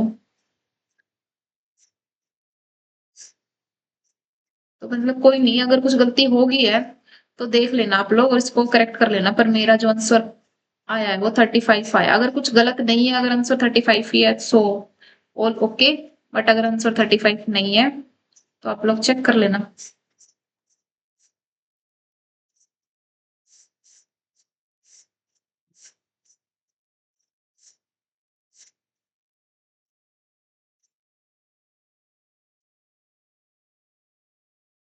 मेरा जो आ रहा है आंसर 35 आ रहा है, ठीक है। अब आप लोग चेक कर लेना अगर कुछ और आंसर आ रहा हो तो। हो सकता है मेरी कैलकुलेशन मिस्टेक होगी हो, कुछ मैंने ऊपर नीचे कर दिया हो, क्योंकि यहाँ पे स्क्रीन पे है ना, दिखता नहीं है, कभी कभार कुछ ऊपर नीचे लिखा चला जाता है। So now next question is our question number 13. Let a is equal to x such that x is a multiple of 3 and b such that x is a multiple of 5. Multiple का मतलब क्या है कि हम 3 के आगे multiply करते जा रहे हैं, ठीक है। 3 से आगे देखो a में तो क्या आ जाएगा, 3, 6, 9, 12, 15, 18, 21, 24 अप टू सो। ऐसे अब b में क्या आ जाएगा, 5 के मल्टीप्लस 5, 10, 15, 20, 25, मतलब इनकी 5 से मल्टीप्लाई, 5 में 1, 2, 3 ऐसे 4 आ गया, ऐसे ऐड करते जा रहे हैं हम, ठीक है। अब ए इंटरसेक्शन में जो ए में भी हो और जो बी में भी हो, मतलब कि एलसीएम ऑफ 3 और 5 वो कितना है, 15। तो यहाँ पे जो आएंगे मल्टीपल आ जाएंगे किसके, मल्टीपल ऑफ 15 आएगा यहाँ पे, 15 के मल्टीपल अब यहाँ है, so option number A correct हो जाएगा। सो एलसीएम ऑफ 3 और 5 जो होंगे वो दोनों में कॉमन आएंगे, सो मल्टीपल ऑफ 15 हो जाएगा इसका answer. So now we move to the next question. Next question is our question number 14. ये क्या कहता है कि अगर A is a square, if ये A छोटा नहीं है, ये A बड़ा है।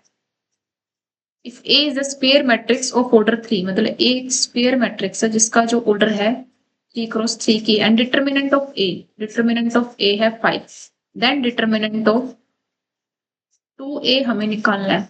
लास्ट प्रीवियस ईयर में मैंने ये बताया था, डिटरमिनेंट ऑफ के की पावर ए क्या होता है, डिटरमिनेंट ऑफ के ए क्या होता है, के की पावर एन इंटू ए। एन क्या होता है,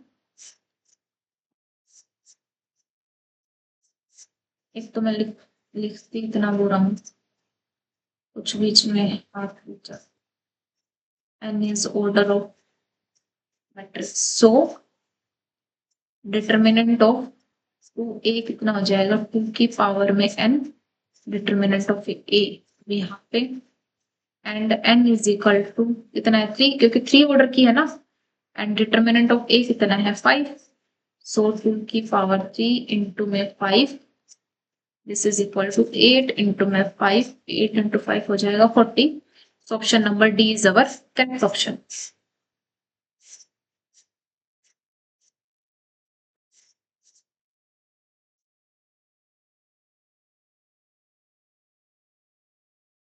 ऑप्शन डी करेक्ट हो जाएगा, बस ये याद रहना चाहिए। लास्ट क्वेश्चन का, if A is a finite set having n elements, मतलब कि A में n elements है, then number of non empty, जो empty ना हो, proper subsets बताने हमें A के। देखो A जो होता है ना, इसके अंदर subsets होते हैं 3 टाइप्स के, देखो 3 टाइप्स के। एक तो होता है ट्रिवियल, ट्रिवियल बोल दो या फिर बोल दो एम्प्टी, फिर एक होते हैं प्रॉपर सबसेट्स और एक होता है इम्प्रॉपर। ये होते हैं 3 टाइप, मतलब 3 सबसेट्स होते हैं। और टोटल नंबर ऑफ सबसेट कितने होते हैं, टोटल नंबर ऑफ सबसेट्स होते हैं 2 की पावर में total number of elements, subsets of set, ये total number of elements of A कितने दे रखे, 2 की पावर में n, क्योंकि टोटल नंबर कितने दे रखे, n दे रखे ना। अब इसने क्या कहा है कि हमें तो नॉन एम्प्टी चाहिए, मतलब ना तो हमें ये लेना ना हमें ये लेना, हमें चाहिए नॉन एम्प्टी, जो एम्प्टी ना हो और प्रॉपर हो। तो हमें इम्प्रॉपर भी नहीं लेना और हमें एम्प्टी भी नहीं लेना, मतलब कि टोटल तो ये थे कितने 2 की पावर n, बट हमें जो लेने हैं हमें सिर्फ ये लेने, मतलब कि ये दो जो है ना इनको हटा दो, मतलब कि 2 की पावर n में से ये 2 हटा दो, ये हमारे कैसे हो जाएंगे, नॉन एम्प्टी प्रॉपर सबसेट्स, ठीक है। सो तो यहां से अगर मैं 2 कॉमन ले लूं तो 2 की पावर n माइनस 1 माइनस का 1, कौन सा ऑप्शन करेक्ट हो रहा है, ऑप्शन नंबर ए करेक्ट हो रहा है। हमें सबसेट्स पता होने चाहिए कि ए के कौन कौन से सबसेट होते हैं। एक होता है सबसेट एम्प्टी सबसेट होता है, एक इम्प्रॉपर सबसेट होता है, एक इम्प्रॉपर होता है। हमें सिर्फ प्रॉपर लेने हैं, एम्प्टी और इम्प्रॉपर नहीं लेने। देखो इम्प्रॉपर जो होता है ना वो सिर्फ एक ही होता है, एम्प्टी भी हमारा एक ही होता है। यहाँ पे लिख दूं मैं, empty subset only one, only one मतलब कि ओनली वन एक ही होता है, और इम्प्रॉपर सबसेट भी ओनली वन होता है। दैट्स वाई मैंने यहाँ पे 2 माइनस करा है। और इम्प्रॉपर सबसेट जो होता है ना वो हमारा एक ही इक्वल होता है, मतलब जो सबसेट दे रखा होता है ना उसका इम्प्रॉपर सबसेट वो खुद ही होता है, मतलब उसके अंदर वो सारे के सारे एलिमेंट सारे होते हैं। ठीक है, और एम्प्टी सबसेट मतलब उसके अंदर कुछ भी नहीं हो रहा, खाली होता है। एम्प्टी का मतलब खाली। So now we move to the next question. Next question हमें क्या कह रहा है कि हमें निकालनी है वैल्यू, के की वैल्यू निकालनी है, और हमें क्या दे रखा है कि A square equal to 8a plus k I, ये दे रखा है। अब या तो आप इसको कैले हैमिल्टन थ्योरम लगा लो। कैले हैमिल्टन थ्योरम क्या कहती है कि यहां से हम इसकी ये निकालते हैं, करेक्टरिस्टिक इक्वेशन निकालते हैं। करेक्टरिस्टिक इक्वेशन ऑफ ए कैसे निकलती है, determinant of A minus lambda I. Lambda is the eigen value of A. ठीक है, अब a माइनस लैम्डा ही तो 1 माइनस का लैम्डा 0 1, 7 माइनस लैम्डा ही हो जाएगा 1 minus lambda 7 minus lambda minus का 0, सो 7 minus 7 lambda plus lambda square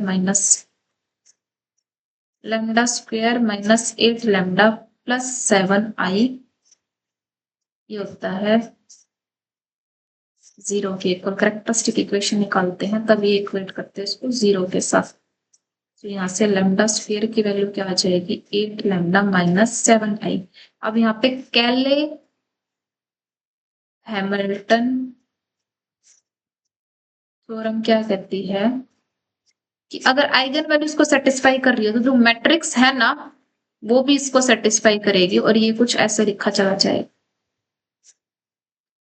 तो यहाँ से के की वैल्यू कितनी आ जाएगी -7। कंपेयर करा हमने इसको और इसको कंपेयर किया तो -7 आ गई। मैं बता दूं कि मैंने क्या लिखा बोल के बता। मैंने क्या करा, मैंने एक पहले फर्स्ट मेथड लगाया। क्या करा, 2 मेथड लगाने पर पहले फर्स्ट लगाया, करेक्टरिस्टिक इक्वेशन निकाली ए की।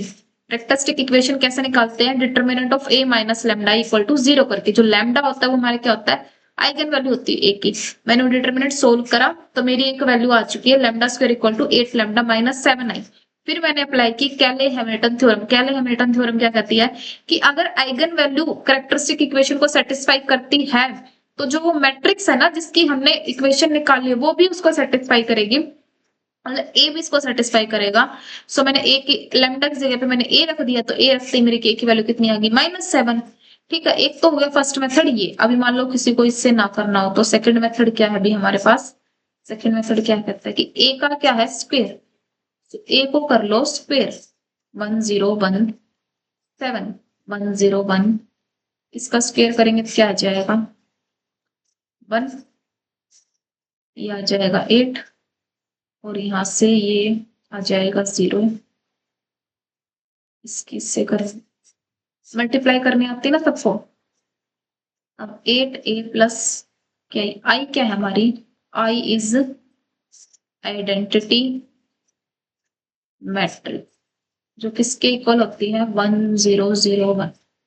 ठीक है, अब 8a 8 of 1017 plus k times of 1001, सो ये किसके इक्वल हो जाएगी 8 प्लस k, यहाँ पे आ जाएगा 8, यहाँ पे आ जाएगा 0, और यहाँ पे आ जाएगा 56 प्लस में k। अब इन दोनों को इक्वेट कर दो, A square equal to 8a plus k I है। सो ए स्क्वायर हमारे पास कितना है 108 49, और 8a प्लस के आई किसके इक्वल आया 8 प्लस के 08 56 प्लस के। अब इन दोनों को इक्वेट करने का मतलब क्या है कि ये एलिमेंट इक्वेट होगा इससे, और ये एलिमेंट इक्वेट होगा इससे। मैं कलर चेंज इसलिए कर रहा था कि आपको समझ आए। ये एलिमेंट इक्वेट होगा इससे, और ये एलिमेंट इक्वेट होगा इससे।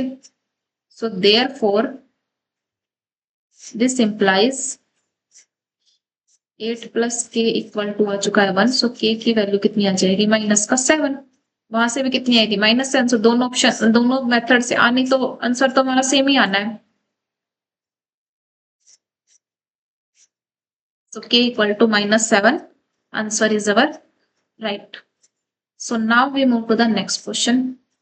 नेक्स्ट क्वेश्चन में क्या कह रहा है कि इंटरवल बताना है हमें जिसके ऊपर हमारा जो फंक्शन जो होगा ना वो इंक्रीजिंग होगा। इंक्रीजिंग का मतलब क्या होता है कि एफ डैश एक्स हमारा ग्रेटर देन 0 होगा। F dash x greater than 0 होगा।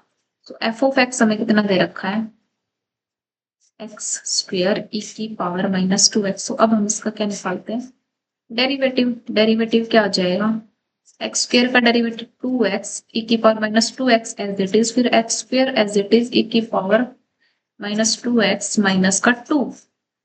ठीक है, अगर मैं 2 ई की पावर -2x को और x को कॉमन ले लूं, सो अब आगे कितना बच जाएगा 1 माइनस का 2x, ये बन जाएगा एफ डैश एक्स। इसको मुझे चाहिए ग्रेटर देन 0। देखो 2 भी मेरा ग्रेटर देन 0 होता है, e की पावर माइनस का 2x भी ग्रेटर देन 0, क्योंकि e की पावर -2x ऐसे बनता है। इसका ग्राफ इस टाइप से बनता है, तो ये तो ऑलवेज होते हैं, ये तो होते हैं ऑलवेज। अब बात रहेगी है इनके ऊपर, ये भी मेरे ग्रेटर देन 0 आनी चाहिए। अब केस 1 बनता है, केस 1 में क्या होता है कि x ग्रेटर देन 0 और 1 माइनस 2x भी ग्रेटर देन 0 होना चाहिए। अब केस सेकंड क्या कहता है कि ये भी लेस देन 0 हो जाए और 1 माइनस 2x ये भी लेस देन 0 हो जाए, क्योंकि अगर दोनों नेगेटिव हो गए तो भी पॉजिटिव हो जाए, अगर दोनों पॉजिटिव है तो पॉजिटिव। अब यहां से क्या आ जाए, एक तो x ग्रेटर देन 0 और एक आ जाएगा x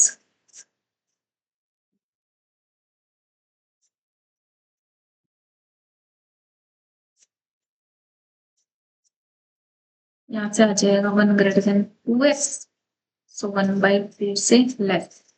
सो इनका क्या आ चुका है कि x की जो वैल्यू जो होगी वो ग्रेटर देन 0 होगी और x की वैल्यू क्या होगी लेस देन होगी किससे 1/8 से। मतलब यहाँ से तो 0 और 1/2 इंटरवल बनना है। और यहाँ से जो केस सेकंड है, यहाँ से क्या बनेगा कि x की वैल्यू लेस देन 0 है और 1 माइनस 2x की वैल्यू भी लेस देन 0 है, तो 1 लेस देन 2x है, सो 1/2 की वैल्यू x से बड़ी होगी। सो ये आएगा -∞ से लेके 0 तक यूनियन x की वैल्यू 1/2 से लेके इंफिनिटी तक है।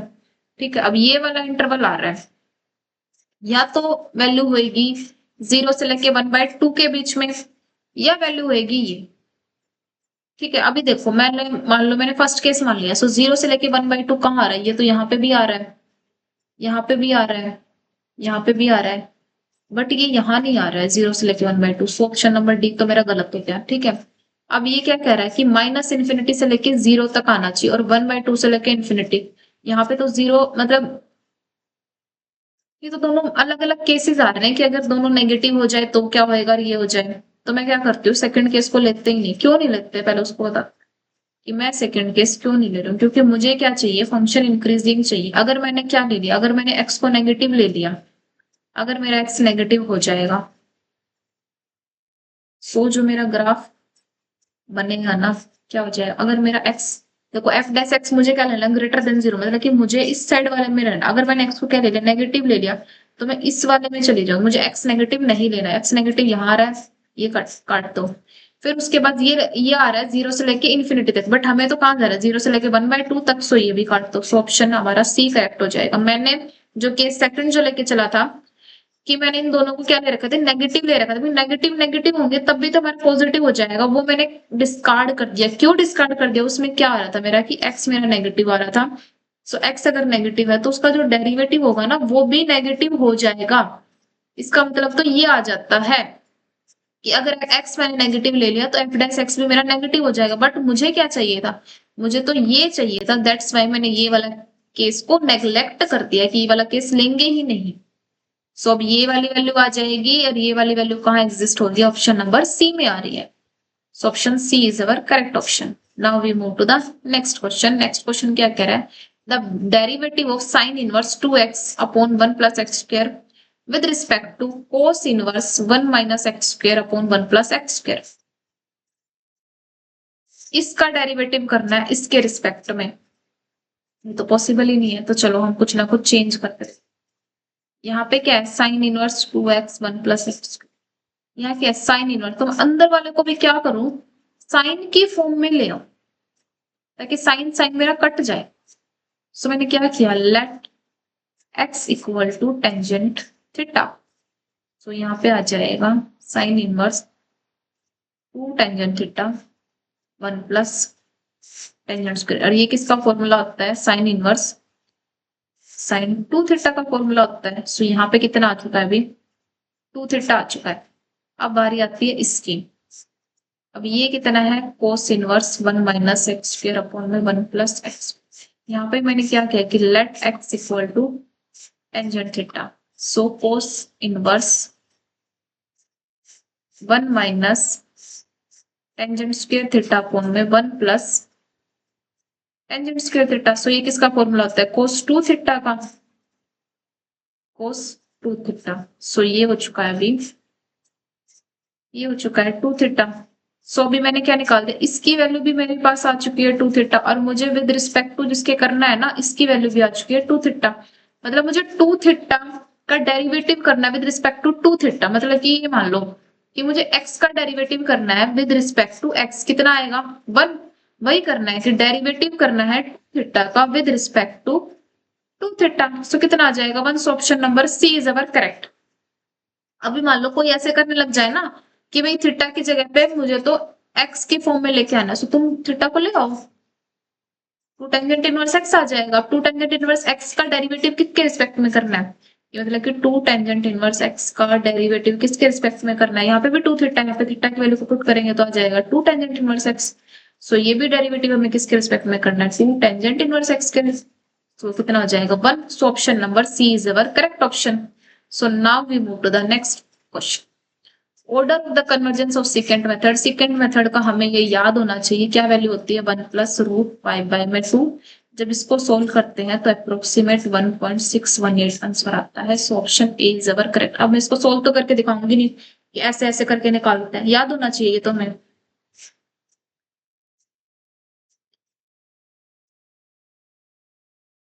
So now next question is our the number of singular solution of the differential equation.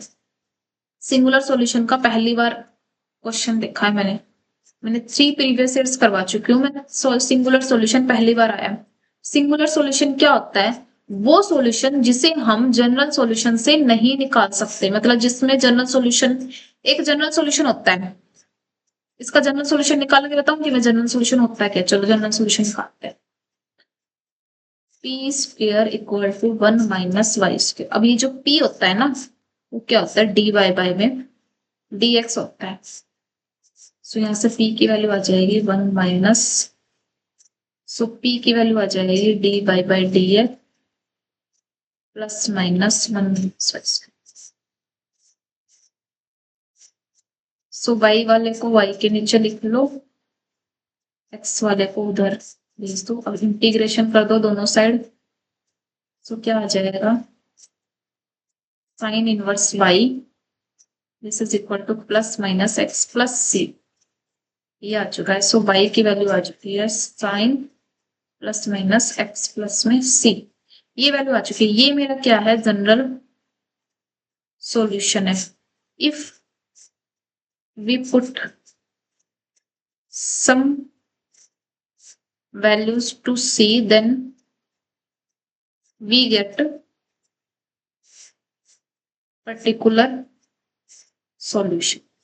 ठीक है, अब सिंगुलर जनरल सॉल्यूशन की बात होगी, पर्टिकुलर सॉल्यूशन की बात बच के आ गया सिंगुलर सॉल्यूशन। देखो सिंगुलर जो सॉल्यूशन जो होता है वो कैसे निकालते हैं, वो तब निकलेगा जब हमारे पास जनरल सॉल्यूशन ना निकले। जनरल सॉल्यूशन कब नहीं निकलेगा, देखो जनरल सॉल्यूशन कब नहीं निकलेगा, जब हमारे पास ये वाली जो वैल्यू है ना, ये किसके इक्वल हो जाए, 0 के इक्वल अगर होगी ये वैल्यू, तो वहां से हमारा जनरल सॉल्यूशन निकल ही नहीं पाएगा। सो सिंगुलर सॉल्यूशन जब आता है जब हमारा जनरल सॉल्यूशन एग्जिस्ट ना करे, मतलब उसकी वैल्यू ना निकले। ठीक है, सो जनरल सॉल्यूशन कब नहीं निकलेगा, जनरल सॉल्यूशन में दिक्कत तब आएगी जब हमारा जो डिनोमिनेटर में जो ये वैल्यू है ना √1 माइनस वाई स्क्वायर, इसकी वैल्यू हो जाए 0। अगर इसकी वैल्यू 0 होगी तो मतलब 1/0 कितना आ जाएगा, इन्फिनिटी आ जाएगा। सो जनरल सॉल्यूशन एग्जिस्ट नहीं करेगा। सो यहां से इसकी वैल्यू में दिक्कत आती है सो अभी हम नेक्स्ट स्लाइड पे चलते हैं।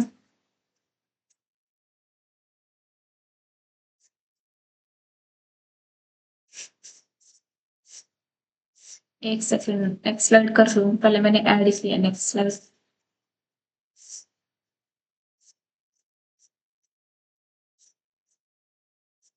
Question number 20। क्वेश्चन नंबर है 20। देखो हमारे पास क्या आ चुका था कि dy अपॉन में under root 1 minus y square equal to plus minus dx था। इसका मैंने जनरल सॉल्यूशन निकाल लिया था। जनरल सॉल्यूशन मैंने निकाल लिया था, पर सिंगुलर सॉल्यूशन क्या होता है कि जहां पर जनरल सॉल्यूशन ना निकले, सो अगर मैं इसको इक्वेट कर दूं जीरो के साथ तो मेरा सिंगुलर सॉल्यूशन नहीं निकलेगा। सो फॉर सिंगुलर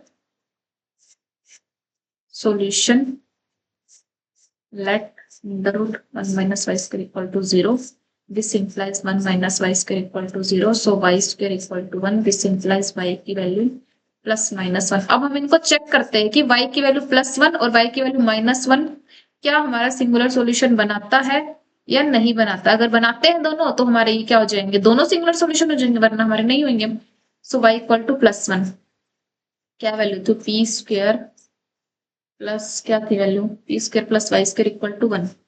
अब p कितना होता है, dy बाय में dx। सो y का डेरिवेटिव करेंगे x के हिसाब से तो p की वैल्यू तो 0 हो जाएगी। सो 0 का होल स्क्वायर प्लस 1 का whole square equal to 1। Sir yes, ये तो ट्रू है। So y equal to 1 is a singular solution. अब y इक्वल टू माइनस 1, इसका क्या करेंगे, डेरिवेटिव करेंगे, dy बाई dx की होगी 0 हो जाएगी। So p square plus y square equal to 1, तो 0 प्लस माइनस 1 का whole square equal to 1। So यहाँ पे 1 इक्वल टू 1, तो ये भी ट्रू आ गया। So y equal to minus 1 is a singular solution. So ये भी सिंगुलर सॉल्यूशन आ गया। यहाँ पे कौन कौन से सिंगुलर सॉल्यूशन आएंगे, y equal to plus 1 minus 1 is singular solution. ठीक है, ये हमारे सिंगुलर सॉल्यूशन है। तो कितने सिंगुलर सॉल्यूशन आए हैं, 2 सिंगुलर सॉल्यूशन आए हैं।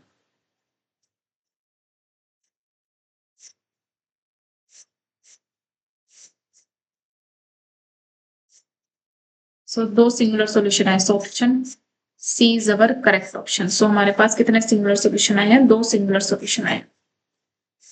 Next question is our V is the vector space of all skew symmetric matrix of order n, then dimension of V over R।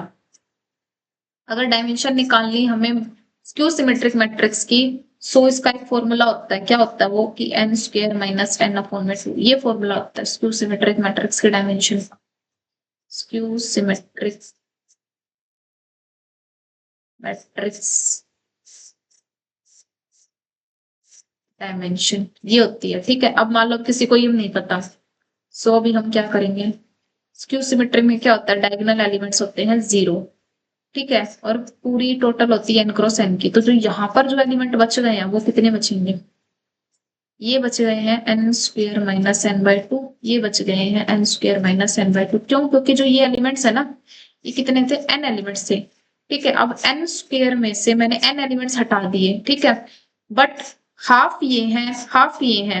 ठीक है, n square minus n by 2 plus n square minus n by 2 करूंगी मैं, सो n square minus n बच जाएगा। ठीक है, so half ये elements है, हाफ ये। और स्क्यू सिमेट्रिक में क्या होता है कि a का ट्रांसपोज माइनस a के, मतलब जो यहाँ एलिमेंट्स होते हैं वो ही यहाँ आते हैं, अलग तो आते ही नहीं, मतलब बस उनका नेगेटिव हो रखता है। सो यहाँ पे वैल्यू कितनी हो जाएगी, n square minus n by 2।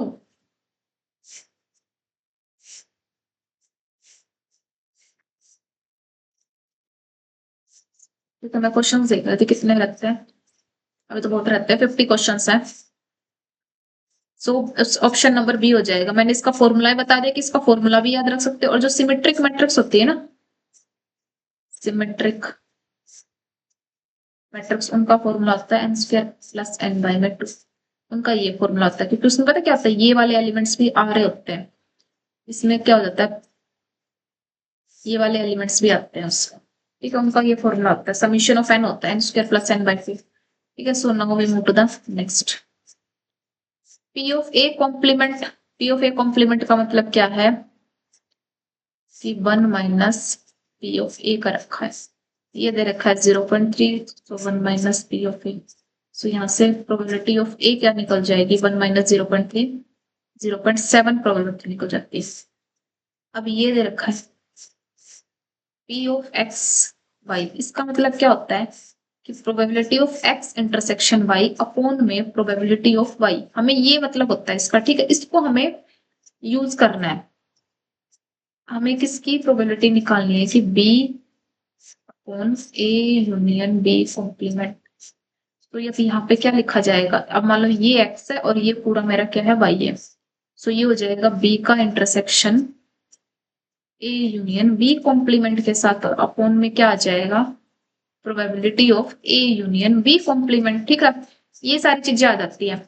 अभी पहले ऊपर वाले को सोल्व कर लो, प्रोबेबिलिटी ऑफ बी का इंटरसेक्शन ए के साथ, फिर union of probability of B का इंटरसेक्शन बी कॉम्प्लीमेंट के साथ, और अपॉन में आ जाता है probability of B union A union B complement. देखो अभी कुछ ऐसा दे रखा है, ये हमारा बी है और ये मेरा बाहर वाला क्या है, बी कॉम्प्लीमेंट। बी का इंटरसेक्शन बी कॉम्प्लीमेंट के साथ, बी का इंटरसेक्शन बी कॉम्प्लीमेंट के साथ क्या आएगा, 5। So probability of B intersection B complement मतलब कि प्रोबेबिलिटी ऑफ 5 कितनी हो जाएगी, 0। सो इसका मतलब आ जाता है कि probability of B intersection A upon में probability of A union B complement, हमें सिर्फ यही फाइंड आउट करनी है, ठीक है। ए इंटरसेक्शन बी या बी इंटरसेक्शन ए ये तो हमें दे रखा है, देखो इसकी वैल्यू तो हमें दे रखी है, ठीक है। सो ऊपर तो 0.3 हो जाएगा, लेकिन नीचे वाले का तो निकालना पड़ेगा ना। तो चलो नेक्स्ट स्लाइड पे चलते हैं।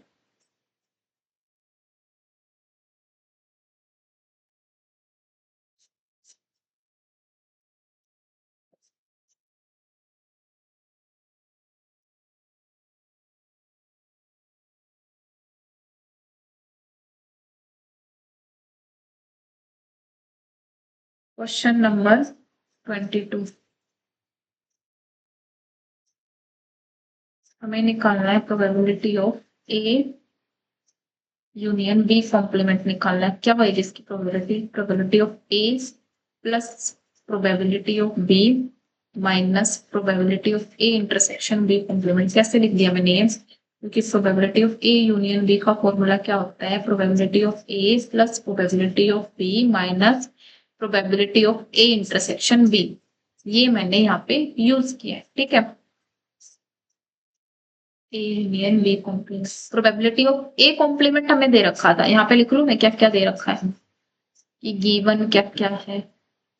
प्रोबेबिलिटी ऑफ ए कॉम्प्लीमेंट दे रखा है हमें 0.3। सो प्रोबेबिलिटी ऑफ ए आ गया था हमारा 1 माइनस 0.3 करके 0.7। फिर दे रखा हमें प्रोबेबिलिटी ऑफ बी दे रखी है कितनी, 0.5। So probability of B complement कितना आ जाएगा, 1 माइनस 0.5 करके 0.5 आ जाए। प्रोबेबिलिटी ऑफ ए कितनी हो जाएगी 0.5, और यहाँ पे आएगा बी कॉम्प्लीमेंट 0.5 माइनस ए का इंटरसेक्शन बी कॉम्प्लीमेंट के साथ। ए का इंटरसेक्शन बी कॉम्प्लीमेंट के साथ का मतलब क्या है, प्रोबेबिलिटी ऑफ ए में से, डायग्राम से समझाऊंगा, ये ए है ये बी है, ये ए है ये बी है इस पूरे यूनियन में, ठीक है। अब ए का इंटरसेक्शन किसके साथ, बी कॉम्प्लीमेंट। देखो बी कॉम्प्लीमेंट है हमारा ये, मतलब बी कॉम्प्लीमेंट का मतलब ये होता है कि उसमें बी नहीं आएगा, और ए के साथ इंटरसेक्शन ए है हमारा ये। सो मतलब कि ए में से इस ए इंटरसेक्शन बी को माइनस करना है, मतलब प्रोबेबिलिटी ऑफ ए में से ए इंटरसेक्शन बी को माइनस करना। So 0.7 plus 0.5 minus 0.7, A intersection B दे रखा है, हाँ जी ए इंटरसेक्शन बी भी हमें दे रखा है। ए इंटरसेक्शन बी की वैल्यू कितनी है 0.3 प्लस जाएगा 0.3, ये आ जाएगा 0.8, ठीक है। हमें किसकी प्रोबेबिलिटी निकालनी थी, B A union B complement, ठीक है। उसकी क्या वैल्यू आ गई थी कि ए इंटरसेक्शन बी अपॉन में probability of A union B complement. A intersection B की वैल्यू तो हमें दे रखी है 0.3 और इसकी वैल्यू भी हमने निकाली है 0.8। सो आंसर कितना आ जाता है 3/8। 3/8 आंसर आ चुका है 3/8। ऑप्शन नंबर बी करेक्ट है।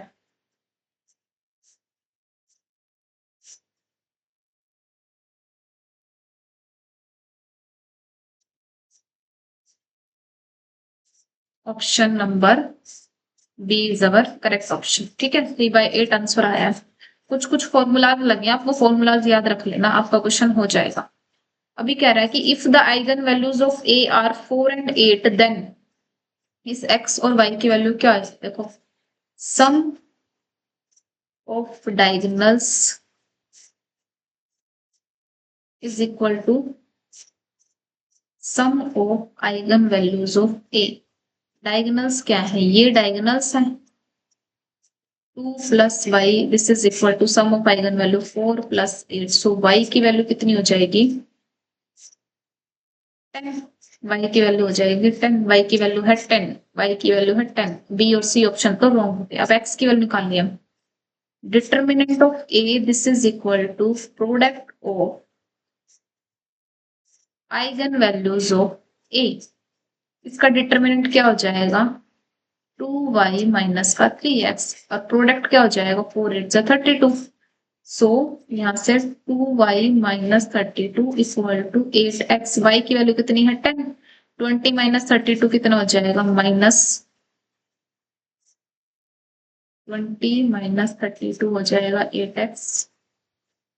सो यहाँ से 8x की वैल्यू कितनी आ जाती है माइनस,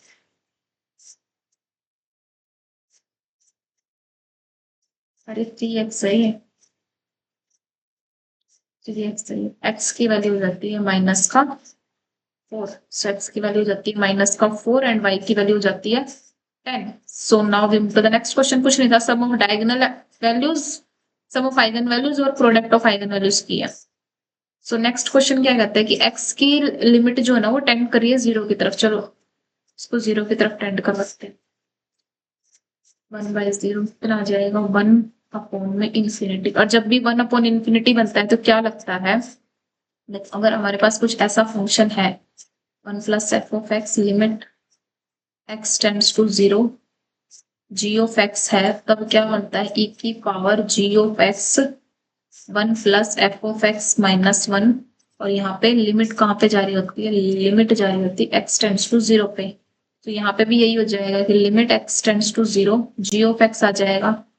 ये तो है हमारा g ऑफ x, ये है हमारा f of x। 1 + f of x मतलब 1 माइनस का 2x - 1, ये कट जाएगा। मैं कभी कभी ना कट जाएगा ऐसे बोलते, कैंसल आउट हो जाए। तो यहाँ पे आ जाते e की power -2 this implies 1/e²। So option number D is our correct. ठीक है सबको समझ आया, क्योंकि मैंने इतनी जल्दी इसलिए कराया है क्योंकि ये तीनों चारों पेपरों में यूज हुआ है, सभी पेपर्स में यूज हो रहा है। तो अभी तक तो आपको ये आ जाना चाहिए था। तो यहाँ पे बिना मेरी हेल्प के आपको ये क्वेश्चन सोल्व कर लेना चाहिए था। So now our next question is our y equal to tangent inverse log of e by x square upon में log e x square plus tangent inverse दे रखा है, फिर then d square y upon में dx square। एक ऐसा complicated सा question दे रखा है।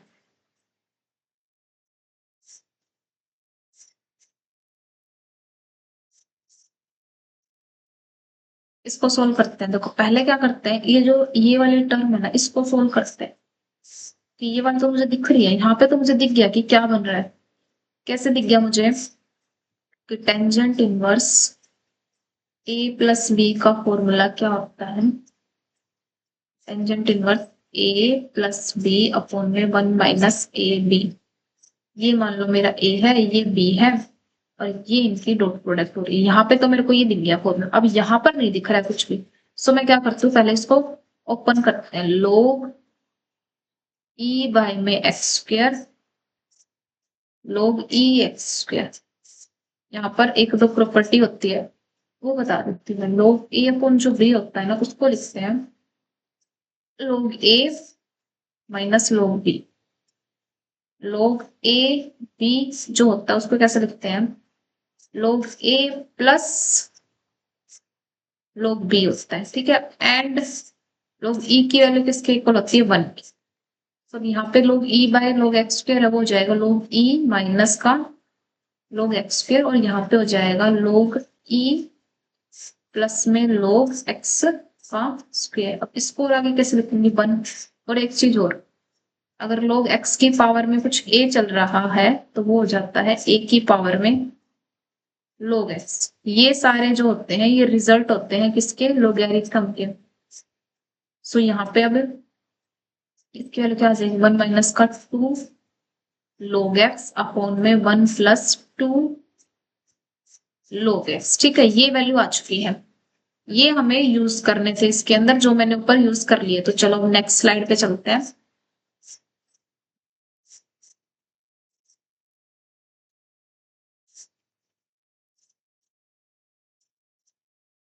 नेक्स्ट स्लाइड पे चलते हैं।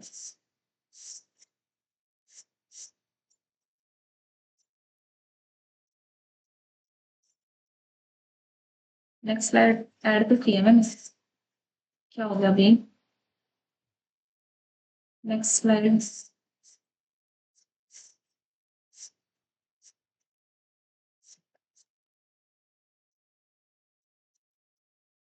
एक मिनट रुकना भाई, नेक्स्ट स्लाइड मैंने अभी तो ऐड किया है। नहीं है भाई, ये नेक्स्ट स्लाइड, ये नेक्स्ट स्लाइड। कौन से नंबर का क्वेश्चन है, क्वेश्चन नंबर है 25 है, और ये चल रहा था y equal to tan inverse log e by में एक्स स्क्वायर अपॉन में log e x square plus tangent inverse 3 plus 2 log x upon में 1 माइनस का 6 log x। जब मैंने इसको सोल्व किया था तो मेरा बन चुका था y equal to tangent inverse 1 minus 1 minus, पिछली स्लाइड में देख लेना, मैंने इसको सोल्व करके दिखाया है। जो प्रीवियस स्लाइड है ना उसमें देखना, मैंने इसको सोल्व किया, मैं सीधा वैल्यू पुट कर रही हूँ। 1 प्लस में 2 log x plus tangent inverse 3 plus 2 log x upon में 1 माइनस 6 log x। सी वैल्यू आ गई है, ठीक है। अब मैंने पीछे एक स्लाइड, जो लास्ट स्लाइड थी ना, मैंने उसमें ये वाला फॉर्मूला लिखवाया था कि हम ये यूज करने वाले हैं कि tangent inverse a plus b होता है tangent inverse a plus b upon में 1 माइनस का ए बी। और दूसरा फॉर्मूला क्या होता है कि tangent inverse a minus b होता है tangent inverse a minus b upon में 1 प्लस ए बी। एक ये फॉर्मूला होता है, ठीक है। अब यहाँ पे देखो, मान लो ये a है, ये मेरा b है, और यहाँ पर इन दोनों की डॉट प्रोडक्ट हो रही है। यहाँ पर ये मेरा a है, ये मेरा b है, और यहाँ पर इन दोनों की डॉट प्रोडक्ट हो रही है, ठीक है। तो मैंने दोनों फॉर्मूलाज लग रहे हैं यहाँ पे, मैंने बता दिया आपको कि कैसे कैसे लग रहे हैं, ठीक है। अब इनको लगाते हैं, तो जब लगाएंगे तो क्या हो जाएगा, y equal to tangent inverse 1 minus tangent inverse 2 log x plus tangent inverse 3 plus tangent inverse 2 log x, ठीक है। ये वाले से ये वाला कट जाएगा, तो y equal to tangent inverse 1 plus tangent inverse 3। ये वैल्यू आ चुकी है, तो y की वैल्यू आ चुकी है tangent inverse 1 plus tangent inverse 3। अब हमारी जहाँ पे क्वेश्चन लिखा है ना उस स्लाइड पे चलते हैं। देखो अभी यहाँ पे कहीं लिख देते हैं कि जो y जो आ चुका है ना, मेरा y आ चुका है tangent inverse 1 plus tangent inverse 3। So d Y by D x कितना हो जाए, क्योंकि हमें तो सेकंड डेरिवेटिव निकालना। ये भी एक कांस्टेंट और ये भी एक कांस्टेंट, क्योंकि टेंजेंट इनवर्स 1 किसके इक्वल होता है, पाई बाई 4। पाई बाई 4 कैसे थे, कांस्टेंट वैल्यू होती है। सो दैट्स वाई ये भी 0 प्लस में ये भी 0। So d Y by D x कितना आ जाएगा 0। ऐसे ही जब उसका सेकंड डेरिवेटिव करेंगे वो भी कितना हो जाएगा, 0 का डेरिवेटिव कितना होता है 0, तो ऑप्शन हमारा ए करेक्ट हो जाएगा। देखो हमने क्या करा, इसका आंसर कितना है 0, और कितना बड़ा क्वेश्चन दे रखा था, इसमें लोगरिथम की कुछ वैल्यूज लग रही थी, कुछ उसके रूल्स लग रहे थे, वो हमने यहाँ पे यूज किए हैं। वो यूज करने के बाद टेंजेंट इनवर्स ए प्लस बी और टेंजेंट इनवर्स ए माइनस बी का फॉर्मूला लगा, हमने वो लगाया है। वो पुट करने के बाद हमारे पास y की वैल्यू आई है tangent inverse 1 plus tangent inverse 3, ये वैल्यू आई है। अब टेंजेंट इनवर्स 1 ये भी कांस्टेंट वैल्यू देगा, और टेंजेंट इनवर्स 3 ये भी कांस्टेंट वैल्यू देगा। दैट्स वाई जब इसका डेरिवेटिव करेंगे x के रिस्पेक्ट में, तो हमारे पास क्या आ जाएगा, 0 0 वैल्यू आ जाएंगी।